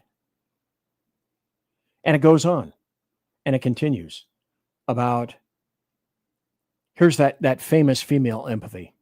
The male loneliness epidemic is not real. There's a male loser epidemic, but there's not a male loneliness epidemic. They are just so fucking miserable and draining to be around, and then they're like, why don't girls want to date us? It's because you fucking suck. No one wants to hang out with you. But women judgmental? Nah. Let's pull that off and continue. There's also this article, because there's a place I'm going. And you knew this is where I'm going. You intuited it. You sensed it within. And it's true. Leftist white chicks are nuts. They're insane. Oh, BZ, how judgmental. Factually true. Oh, BZ, bring the... Here it is. From, of all places, EV magazine. Now, to find this article, I had to go to archive.is. Because when you get on Google now, Google is particularly despicable and reprehensible anymore.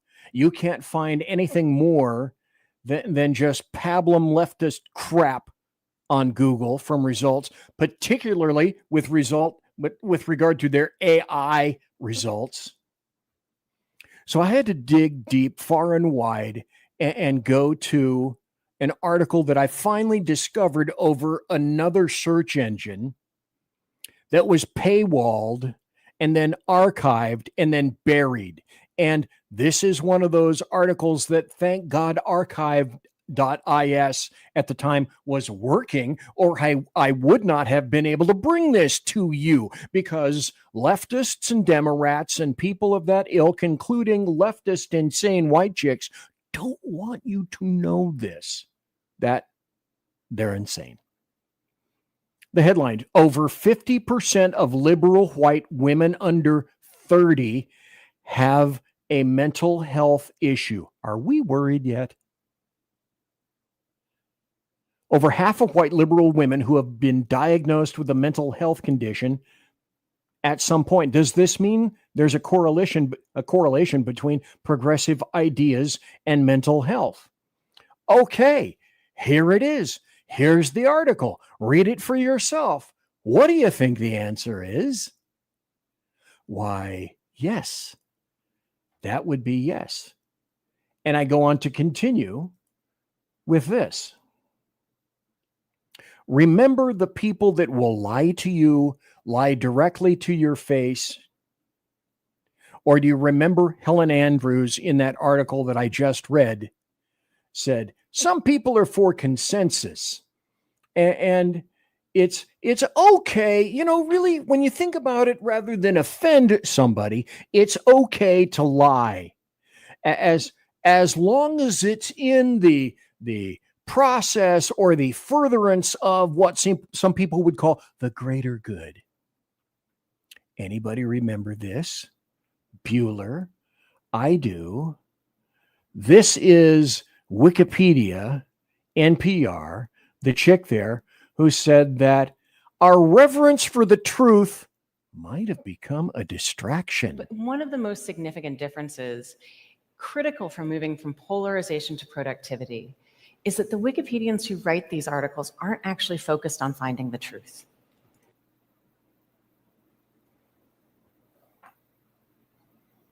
Process that. They're not interested in finding the truth. Well, if you aren't, who is? Who can? Why is it being eradicated? Who's doing it? For what reason? Venus versus Mars, because it doesn't feel good. So the truth is becoming, in and of itself, and you can, you know, and at your own leisure, you can play the rest of that and enjoy it, because the lies continue. And the interesting point of all of this, and I'm going to continue. There's a video, if I can get this thing up to play, which says that there's a psychotherapist by the name of Jonathan Alpert who said that the No Kings protests, for example, in Washington, D.C., were a matter of group therapy for participants.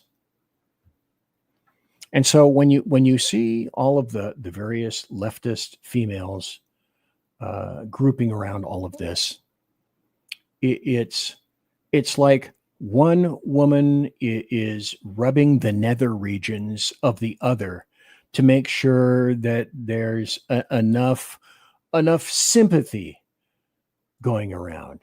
So let's play this for a second. This is Jonathan Alpert as he talks about, hey, what's really happening here in these No King protests? And did you not notice, of course, everyone, logically so, that a lot of the people, ancient, old, doddering pieces of crap who should know better? They are, if they think that our country is being run by a king. Clearly, it's not, and we did overthrow a king and celebrate Independence Day every July 4th. So you do have to wonder how educated these women are. But 40-something women are probably the biggest demographic of consumers of mental health services, probably 20s to 40s. So they're quite fluent in learning how to express themselves, their emotions. So naturally, that would play out on the city streets during the No Kings protests. They're not shy about their hatred for Trump or concerns about the country. So that's part of what we're seeing play out.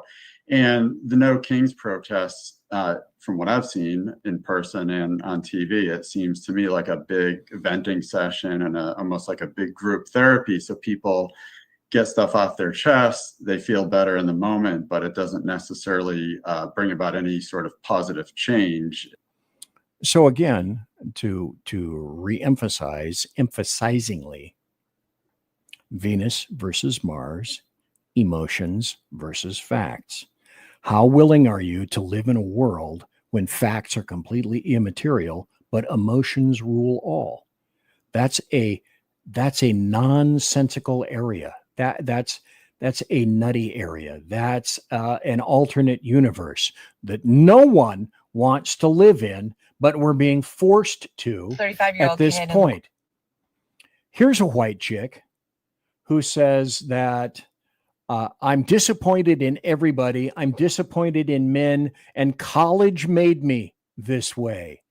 Oh, imagine that. Coffee shop this morning was saying he's Republican. Young, brown, living in a blue state.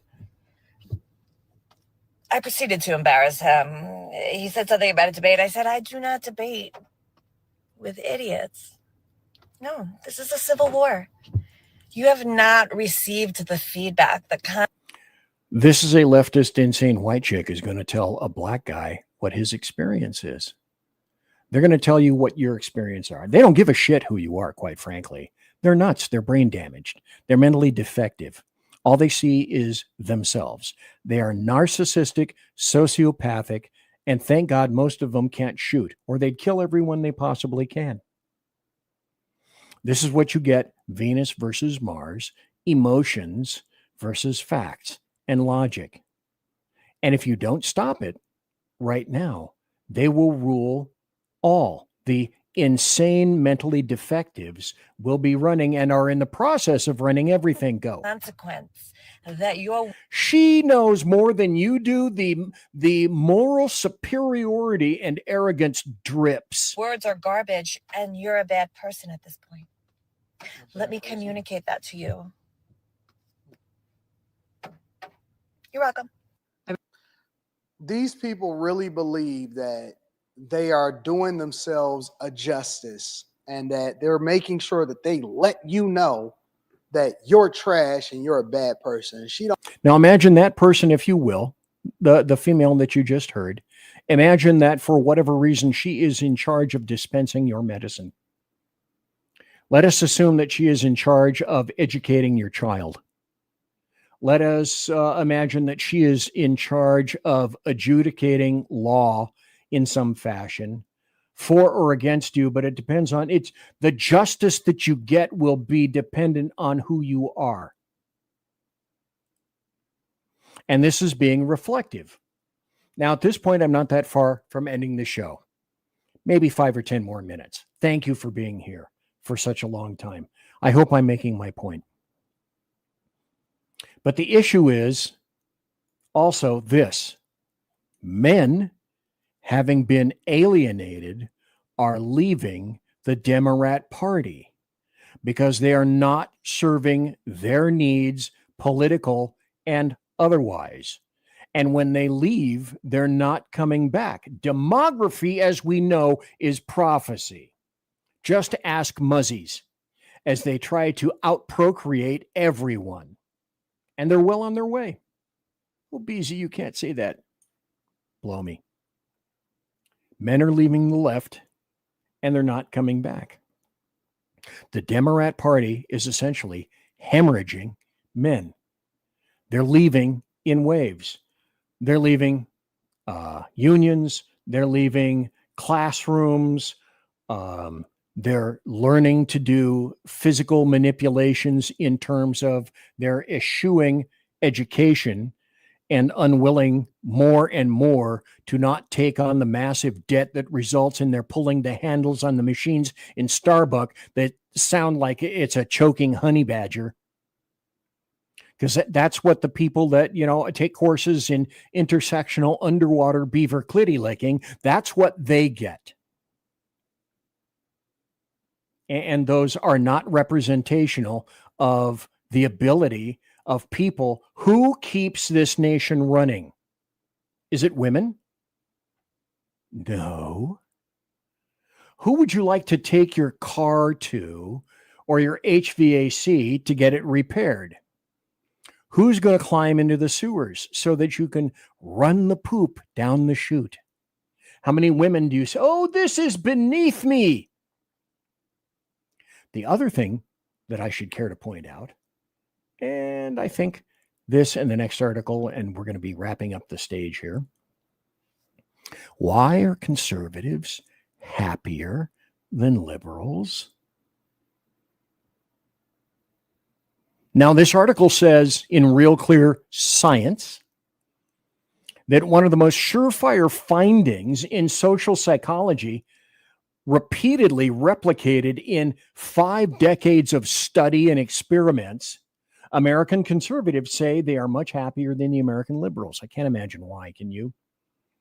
But if there were something that were indicated as a truism, it would certainly be this.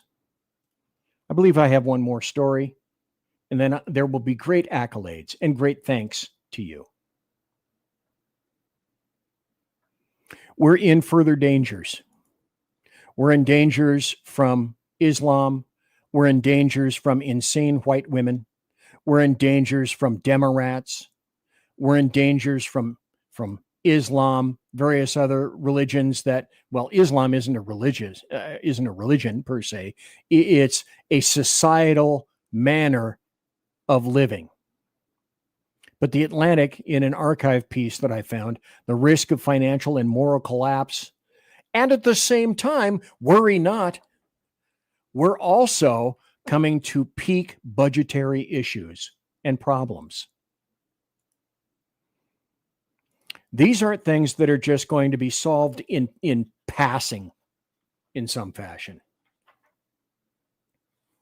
These are serious issues that we're going to have to grapple with. And we're going to have to grapple with the insane leftist white chick issue. And we're going to have to grapple with the Muzzy issue. And we're going to come to some kind of an understanding in terms of what can you imagine the tsunami might be that occurs when Zohran Mamdani does in fact win the mayorship of New York City. Somebody that has never truly had a job in his life and has never had to figure out how to lead something in some kind of a fashion, and then becomes the leader of basically the fiscal and capital centerpiece of certainly the United States and potentially the world. What happens when he crashes that? Numerous questions for everybody. Thanks for being here. I remind everyone in terms of programming this Thursday night, I will have Neil Mammon on along with Lonnie Poindexter. And we're going to be talking about the two things, as I indicated before, that you should never talk about: race and religion. And I think you're going to really enjoy the show. I'm a little over halfway through the book. This is going to be basically my central reference point.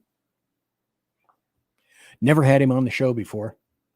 Now, would you think that perhaps BZ has some very pointed questions? Because you know, as I said at the beginning of the show, essentially that I'm a wallflower and I avoid controversy like the plague. And so essentially, like most good journalists today, I'm going to be pitching nothing but softballs. Bullshit. Hey, you might want to be here for that. Huh. And also Saturday, I'm not going to be around. Well, we might hit that on Thursday. We might talk about this. What happens if 7 senators do not come over to the Republican side? Because you got to get 60 to pass the CR. What if? What if it doesn't happen? And then I asked earlier today in a poll, what do you think? As an ending question for everybody, and we may be addressing this next Thursday. Do you think that, you know, with SNAP in the balance, with all these poor people depending on the government for food, you're going to see nothing but little wastrels? You know, you'll only be able to see their poor little ribs, and they're all going to be starving. Will the Democrats fold and resume government, or are they going to hold their mud? You know what I think? I think they're going to hold their mud. Because at this point, really, what other opportunity or chance do they have? What's their selection? I think there's going to be mud holding, kids.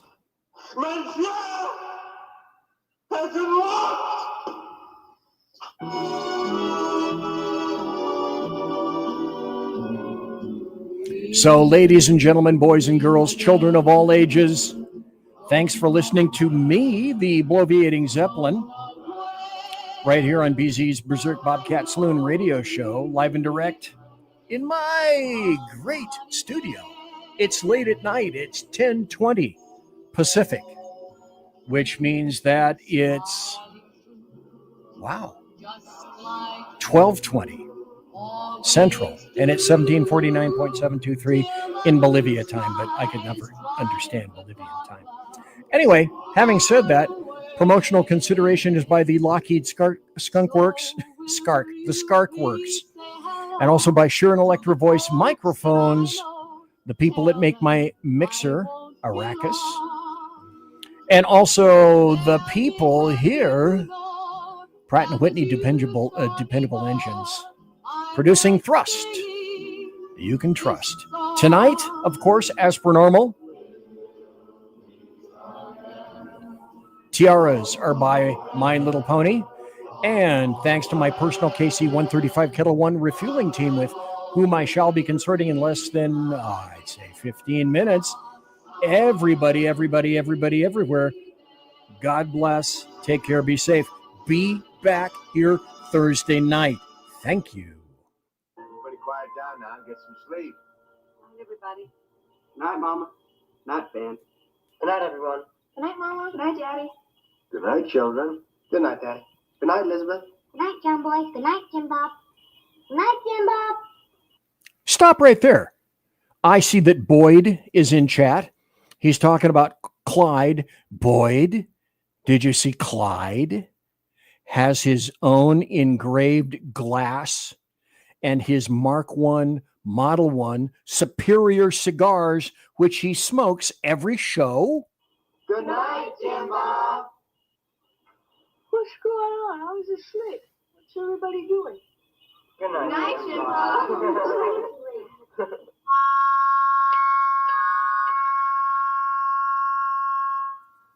Good night and good luck.